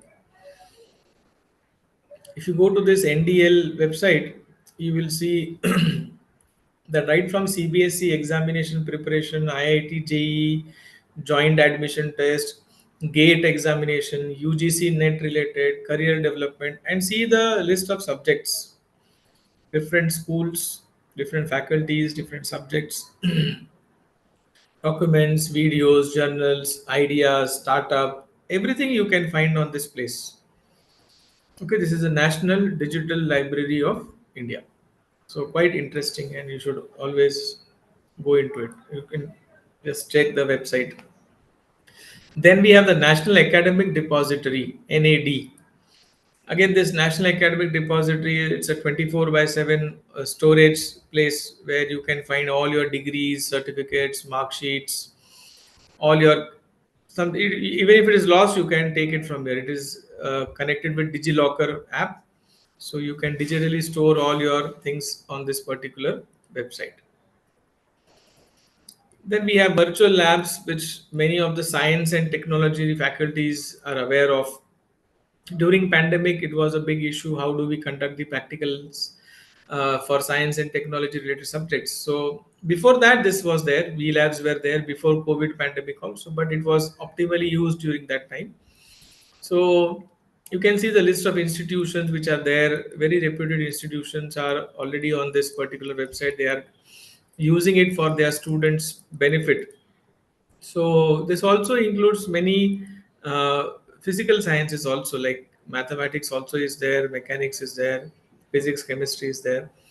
And here you can not only do experiments in a simulative environment, you can also do the evaluation of the learners. You can give them some assignments and projects. So this is also very good virtual labs which we can use. FOSS is a area which is coming under this, which is also called a free and open source softwares for. So FOSSE, as it is called, software for education.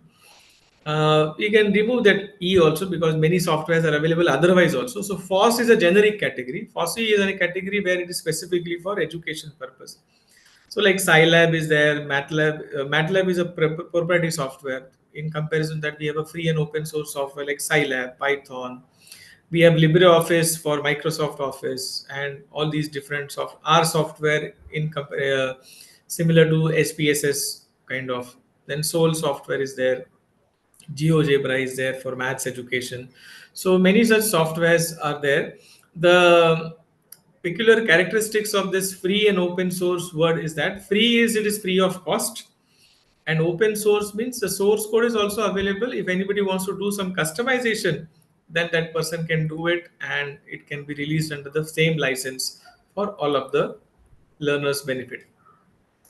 Then we have the spoken tutorial website, which is by IIT Bombay, and here is basically for different types of softwares. As you can see, the list of different softwares on the downward in this option here, drop down option. Most of these are softwares which we can learn. What is the great thing about it? Because it is available in many languages. Today under NEP, when we talk about the medium of instruction being any regional language, local language, all the scheduled languages, and also the dialects. Here you can see that here in this particular spoken tutorial project, they have incorporated also the dialects. Okay, and I mean, languages have some script, right? Then there are languages which don't have a script. They use some other script. For example, in Meghalaya we have the Khasi language. So Khasi language is written in Roman script basically nowadays. Earlier it was not, but now it is written in Roman script. But we have a translation of the entire script of any of these softwares in these languages also. So that's why it is quite interesting. Here you will also find Marathi, Malayalam, Manipuri, Bodo, Bengali, and all those basic languages. Anybody wants to learn these softwares, they can learn in all these languages. So that is about the spoken tutorial.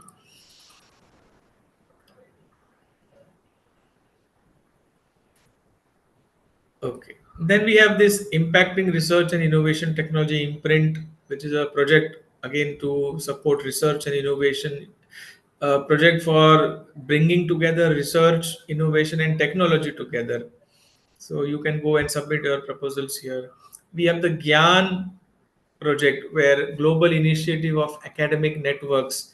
So through GAN, you can call for professors from other countries, other universities, and they can come here and they can stay here for some day. Their entire travel accommodation and remuneration is sponsored by the government agency here, and everything gets recorded, and you can put it. It is given back to UGC website. So It is good because if you want to learn from some good expert from other country, other university, foreign university, you can call them under this project. So it is already being implemented for last so many years. So you can also take care of that. So these are some initiatives. Of course, you can get more when I share the presentation. You can get all the links with you. We'll come to the core point of discussion, which is massive open online courses, which all of us have heard, all of us know. Okay, all of you know MOOCs. Can you just put a message in the chat and let me know? Do you know what are MOOCs?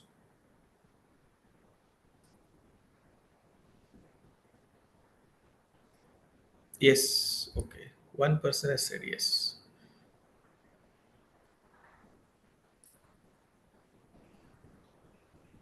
Okay. All of you are saying yes. So I did not explain what are MOOCs, but can I ask this question in addition to this, whether you know MOOCs? The supplementary question is there anybody who has created a MOOC? Have you created yourself any MOOC?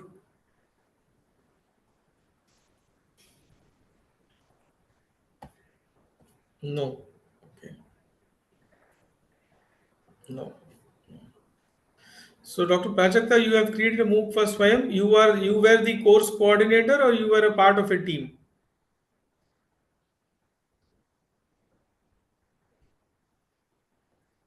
Okay. Attended several MOOCs. Okay. For Swayam, some our colleague. Okay. They were the part of the team. Part of the team. Okay. So fortunately, I was able to submit a proposal to UGC Swayam in 2018, and in 2019-2021 the course in mathematics which I had created for 4 credits was available on the UGC Swayam platform. So it is something good. Okay, those who have not given a try should think about submitting a proposal and creating a MOOC. Okay, so given a chance, how many of you will be interested to create a MOOC? You can say I am interested, you can say yes. You can also write no, I am not interested, I don't want to create any MOOC. Okay, so I'll give you the option, right? Okay. Given a choice, would you like to create an online course, massive open online course? Yes, you are interested. Okay. It is good. You should organize one small orientation program for interested faculty members, get the training done, and it is very easy to do. It is not very difficult, but you should know the right method. So keep this kind of dream in your mind to be accomplished in the next few months, that you will be offering one massive open online course on the UGC Swayam platform. And how do we go ahead about it? You can always contact me for further. Those are interested, because I'm not opening it up because all of you may not be interested. In the chat also, there is a very not great response, I can say. There is a response, but not that great response. Maybe technology is still handicapped at your end, so you're not able to give the dynamism which is required for 130 plus people is not being seen. So there are more than 50% people who are just passively joined and maybe just watching the show. Okay, let us move forward. See this picture. This picture speaks so many different things. This is a picture of the exponential growth of the number of MOOCs which have been offered in from 2010, 11, 12, you can say, to up to 2022. I have not covered the last 1 year development because now it is actually doubled up. So there are more than 40,000 courses basically now, and it is a huge number. But if you ask me, that this is a global number, right? What is the number as far as our country is concerned?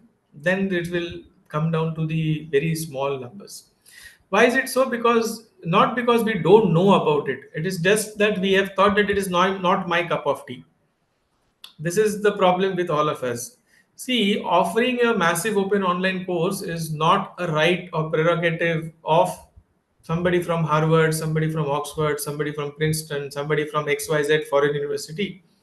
Each one of us, all those who are present here, can create a massive open online course. There is nothing great in that, no, nothing difficult in that. The only thing is we have to take it up as a top priority for us and we'll be able to do it. So we should also think about this. Why there is so much of exponential growth? Because there is a demand. Yes, there is a big demand from the students community, from the learning community, and these are all not all formal learners. Okay, formal learners means they have got enrolled into some particular college institution and they want some degree. These are freelance learners actually. Nowadays we have this concept of freelancing everywhere. Right? These are freelance learners. They want to learn something from somewhere. So if you, I don't know how many of you watched that show on Sony TV, Shark. Okay, so there are many startup people come and they ask the sharks for some kind of funding. So one person had come from Bihar in this one of the episode wherein he showed his some application and he showed this mobile application I have made. So one of the shark asked that you have created from where? He said by watching the YouTube videos. So learning is so much of informal but yet fruitful. Why? Because the learners are sincere. They want to learn something.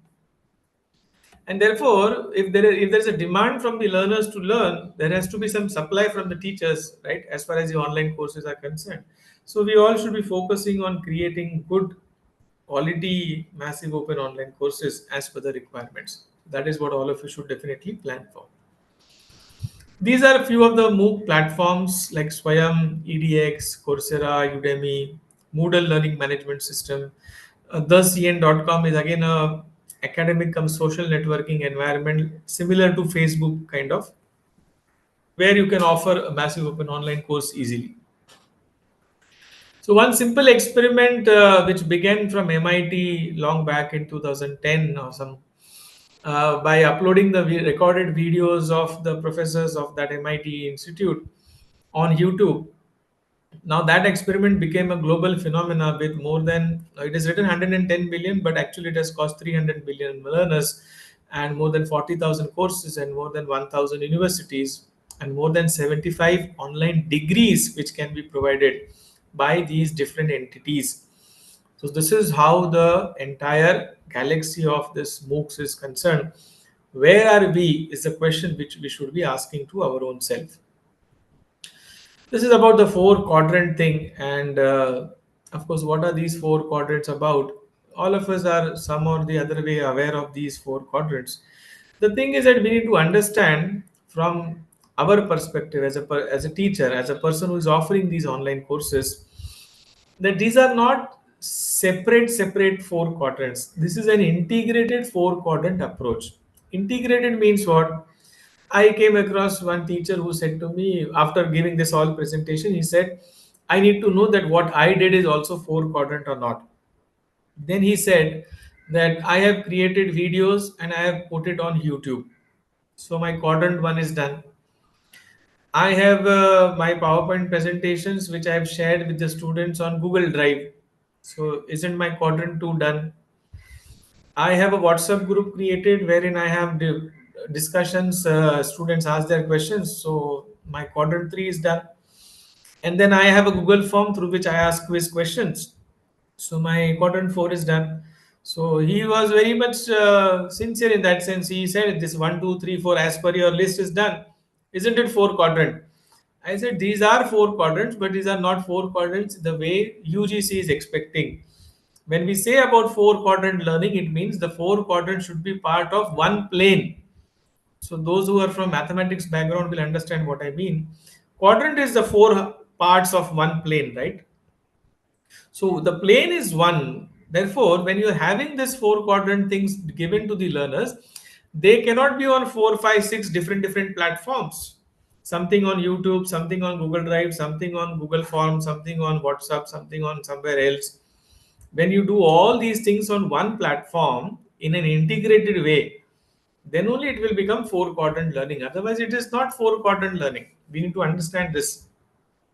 So we need to provide them audio video content in organized form, animations, simulations, virtual labs, transcription of the video, e-books, illustrations, case studies, presentations, open source content called as OER, then discussion forums, and then assessment can be done by any of these objective, short answer, long answer, projects, discussion forum topics, FAQs. This all is about four quadrant. Okay. Anybody wants to ask anything related to this four quadrant, this is what I am not understanding, please help, let me know. So get it clear today, it would be useful for you. Do you have anything to ask about the four quadrant approach?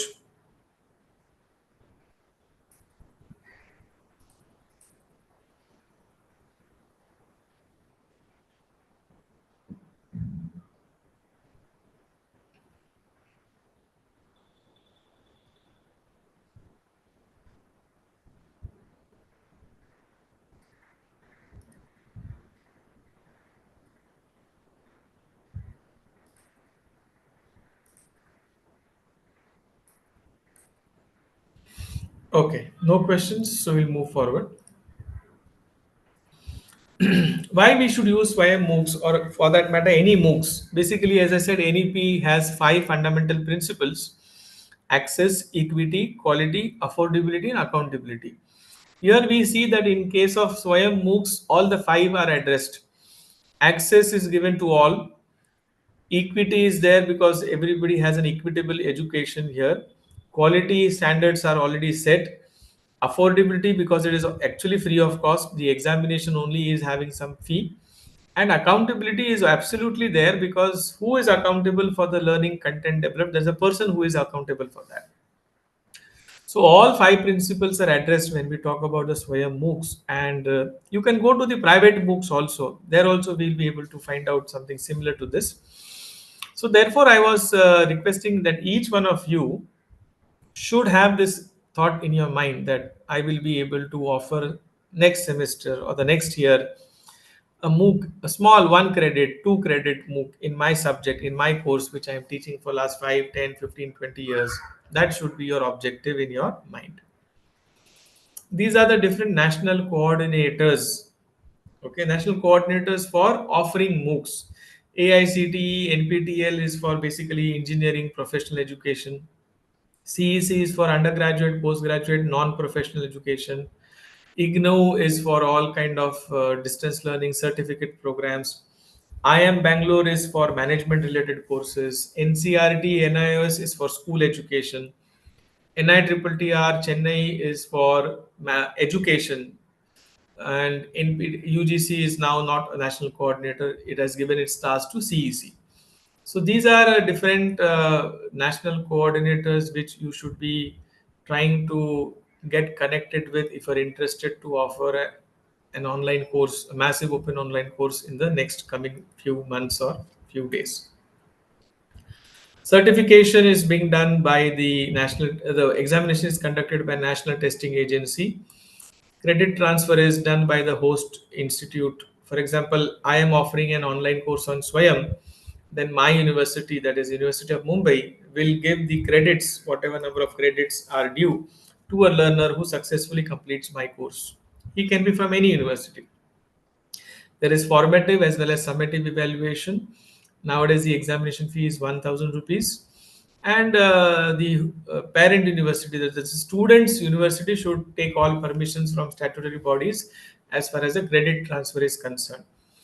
Currently, the credit transfer rates are very less. Out of 100 students who enroll, roughly 10, 11 students, that is the percentage of certification is very less as compared to this percentage of enrollment is concerned, numbers of enrollment is concerned. That is because people don't want to pay the examination fee and get the certificates. Credit transfer is not a formal activity yet. Now, this is something which you should not look as a lucrative thing, something which is attractive, something which is going to be the purpose of doing the creation of online course or creation of e-content. This is something which you should be looking as a byproduct of your activity. If you create a 4 quadrant, 4 credit course, online course, massive open online course, you get the API scores of 20 points. If you do it for 1 quadrant, one module, 4 quadrant, you have all combinations on the screen right now. If you do e-content development, 4 quadrants, 1 quadrant, one module, 2 modules, you get as many points as you can see on your screen right now. This is not the reason why you should do it. This is the output. This is a byproduct of the activity if you get into.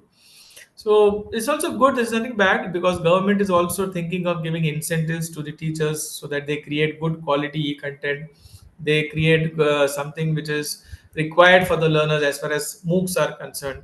So try to see this the government's initiatives in one perspective, and where are you as far as those perspectives of government is concerned. The government is thinking that teachers should be aligned in this direction. Where are we as far as the government's thought, or not only because the government is thinking like that, the entire education spectrum is changing, right? Specifically when post COVID pandemic, when everything has become global, online, hybrid, we also should enter this domain, because expertise at the expertise level there is no competition, right? We are already competent enough in our subjects. Only hitch is that, only obstacle is that we are not opening up yet. We want to keep everything to us. So that is where I think we are lacking behind. So we should shred that kind of thought, and we should come up openly and contribute extensively in this area also. So that's all from my side. So I'll just stop it here, because in the last presentation was short because I didn't involve a lot of interaction. I was expecting more interaction from all of you, but now I'm opening up this entire public. Okay, we have good amount of time, right? So I would be expecting a lot of questions from all the participants, and this time see that you ask questions through the audio video option also. That is a good way to ask questions. uh, so I've closed the presentation. I am more interested in the interaction. Okay. Yes, please.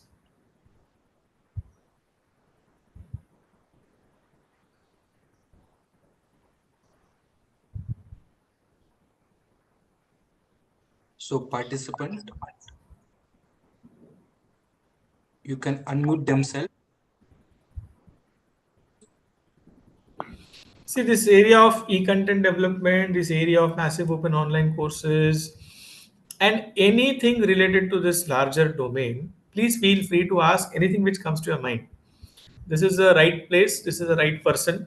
I'm not boasting about myself, but because in Mumbai University, I'm leading the Center for Excellence in E-Content Development, which is a place through which we are conducting, creating a lot of e-content. More than 600 modules of e-content we have created. More than 16, 17 courses we have created, and we are in a process of expanding it also. So with that perspective, I would be very happy if you can put forth your thoughts. So anybody can just begin. Yes, please. Hello, sir. Yes, we can hear you. Hello, sir. I am Deshmukh Panduranga. Hmm. My college is affiliated to Savitribai Phule Pune University, Nevasa, Okay. the Tahsil place in Ahmednagar district. Sir, I have approximately 26 years of experience in teaching field, but in my career, I have not observed, not listened to the expert person like you.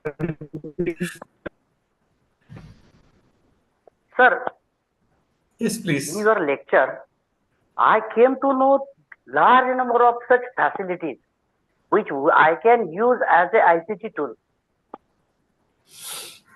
True. Whatever information you shared is very much useful, sir. And you say, I have read one Marathi book, Bhura. Hmm. The person, the writer of that book is presently he is, I think, associate professor or professor in JNU. And in his biography, he mentioned the things you are telling us now. त्याने असा एवढा अभ्यास केलेला आहे sir की तो वर्गातच You're बसत talking नव्हता about व्यक्ती. you're talking about Sharad Baviskar, right? Yes sir, yes sir. तो वर्गातच बसत नव्हता कभी. उन्होंने कभी क्लास ही अटेंड नहीं किया. तो बोल रहे हैं कि क्लास में जो पढ़ा रहे उससे ज्यादा तो मैं पढ़कर ले रहा हूँ. तो लैंग्वेज का बहुत स्टडी किया, फिलोसॉफी का कुछ बहुत सारा स्टडी किया. तो what ever things you have shared with us, very very important things, sir. And definitely in my future teaching life, near about 5 years, I will definitely use all these things, sir. And I have noted your mobile number and email also, sir. जब तक I would be very happy, आपके and साथ my मैं request. Contact में रहूंगा, तो मैं बिल्कुल. आपके साथ कांटेक्ट करके मैं कुछ ना कुछ नया करने वाला हूँ. बिल्कुल. And I would be happy, sir. This is my genuine request to you. माझी तुम्हाला विनंती आहे की तुम्ही जरी हा. आता 5 वर्ष म्हणत असलात, तरी तुम्ही 5च्या पुढे पण गेलं पाहिजे, कारण आपल्यासारख्या नाही अनुभवी नाही शिक्षकांनी शिक्षण क्षेत्रात पुढे भविष्यात ज्या गोष्टी येणार आहेत, भविष्यातले जे विद्यार्थी आहेत त्यांच्यासाठी आपण उपलब्ध राहिलं पाहिजे. आणि म्हणून ई कंटेंट, ऑनलाईन कोर्सेस याच्यामध्ये आपल्या शिक्षकांनी पुढे आलं पाहिजे. नाही खूप So I'm चांगलं आहे very सर. happy, म्हणजे whatever very happy that platforms you are are. Available, one should use at least 10 platforms. Okay, sir. Thank you very much. Thank you. Thank you, sir. Thank you. So we have one in the chat, Professor Bahe Gavankar. Sir, you can unmute your mic. तुम्ही mic नी बोलला तरी चालेल. এই কারণে মানে এই pilot DCB বলে তোর আছে তারপরে Uh, liquid compression Hello, yes, please. sir. I want to know what is the process of approval of MOOC course? It depends where you are submitting the proposal. Okay. Yes. The steps are very simple.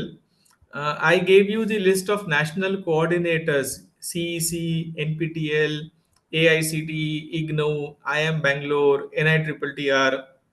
These are the national coordinators. Yes. On the website of these national coordinators, somewhere around the year or twice a year, they give a advertisement under the name of expression of interest for creation of MOOCs, Okay. EOI. Now, once they give this advertisement, or you can actually go to the website, each website has its different way of dealing. Then you can submit a proposal to them based on the EOI proposal which they have asked. Once your proposal is accepted, then there is a funding which they give to you in phase wise. First, they ask you to create a 1 week content, then it is reviewed. Once it is okayed by the committee, the subject matter expert committee, then they give you the 10% of funds to create next content, then next 30%, 30%, and then remaining 30% is given when the entire course is completely created by you. It depends. Now this 10, 30, 30, 30 may not work. Somebody may give you initially the full amount, somebody may give you towards later. So it depends on which national coordinator you are dealing with. Okay. And you need to check from their website whether they are funding or they are not funding, because many of the courses now already are there on the board. Most importantly, you can also look for translation of existing courses in different languages. Because of NEP 2020, there is a huge demand that whatever has been done on EPG Pathshala, whatever has been done on Swayam, those courses, the content of those courses now can be translated into the regional languages. So you can contribute in not only creation of online course, but you can also contribute in the translation of existing courses into different languages. So that is also what you can definitely do. Okay. Thank you, sir. Okay. Anybody else has anything in the mind to ask? Please feel free to ask anything which comes to your mind. आपके मन में जो भी है पूछ सकते हैं, उसे कुछ मन में मत रखिए. So people from other states also can ask. People who are from Maharashtra also can ask. What I'll suggest you is that if you take this seriously, you should organize one workshop in your own college and university wherever you are teaching, because at the local level it has to be addressed. It cannot be addressed at the central level.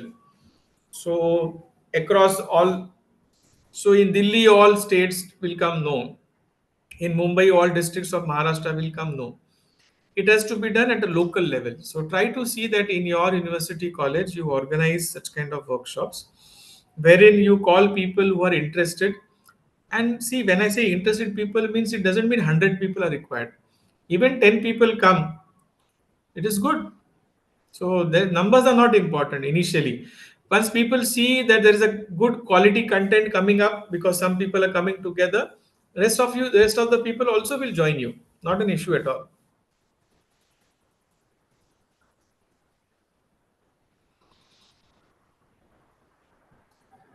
So somebody has asked about the translation part. What is the process? So you need to go to those websites, basically, as I said. In fact, there additionally, I don't know how many of you are aware of UGC. Just recently, 1 week back, they had shared a Google form that anybody wants to do the translation in local languages, then they should fill the Google form. So such things will come up regularly. UGC and other national coordinators will come up with different kind of such things wherein you can participate, you can contribute, and you have to be alert. You should not be of this mindset that people will come knocking your door and tell you, okay, please, are you there? Let us do this work. Nobody will come and do that. We need to be alert, we need to be attentive, and we should look out for all opportunities which are coming up. Because what I'm trying to communicate to all of you today is that it is our responsibility to grow. It is our duty that we reach out to the maximum learners. We cannot say that I am a professor in a particular college in a particular district and I am happy with that. मी मराठीत सामान बऱ्याचदा असं म्हणतो की आपण स्वभावाने शिक्षक बनलं पाहिजे. हमने स्वभाव से शिक्षक बनना चाहिए. हम टेक्निकली शिक्षक नहीं बनना चाहिए. टेक्निकली शिक्षक बनने का मतलब हम किसी कॉलेज के पेरोल पे है तो बस we are happy with that. No, we should be growing up, we should grow, we should explore the opportunities which are coming up globally as well as locally, because globally also there are so many opportunities which are coming up, and locally also there are so many learners who would like to learn from us. And as I said, and one of the participants also agreed to the point, today there are many learners who don't want to become formal learners. They don't want to get enrolled into a college and do a degree, because their life requires one particular component only, and they are happy if somebody teaches that component to that fellow. So try to find out in your subjects what is that small component, a 2 credit course, a 3 credit course, a 1 credit course, a certificate course, a non-credit course, what you can give to your learners, prospective learners, is what you can think about it. So please take this kind of thought process forward. Sit with your colleagues in your colleges and universities and talk to them. What is that we can come together and do? And as always, I say, whenever you require my assistance for any kind of work, feel free to contact me. I would be the happiest person to help you out, to assist you in all these activities, all these explorations, and all these experiments also. So, my sincere and best wishes to all of you. And from my side, I'm closing it. And for the organizers to take it forward, thank you very much. Namaste. If it is possible, please on the videos, we can take a small photo of all of us together. Physically, we are not together. We are at distant locations, remote locations, but we can come together virtually. So if you put on your videos, the organizers also can click a good photo. It's something which is good for them also to keep as a record that few people definitely participated in the online sessions. So that's a good record to be documented, right? So as many as possible, you can put on your videos. That is good. ज्यांना शक्य असेल त्यांनी video on करा. ज्यांना शक्य नाही त्यांनी सो काय हरकत नाही, म्हणजे त्याला काय आपण करू शकत नाही. And will count up to 10. Okay, so 10 आपण अंक मोजूया. तोपर्यंत जेवढ्या लोकांचे ऑन होतील तेवढे मग आपण आपले सगळ्यांच्या स्क्रीनवरनं फोटो काढू शकतो. आपले ऑर्गनायझर्स जे आहेत बामू मधले ते सुद्धा फोटो काढतील आणि आपल्या सगळ्यांना शेअर करतील. सो सर्वांना धन्यवाद, नमस्कार, आणि चांगलं वाटलं आपल्या सगळ्यांना भेटून.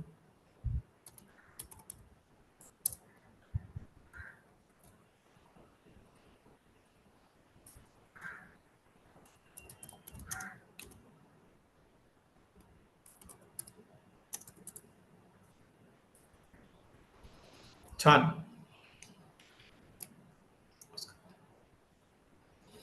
So I think we can close.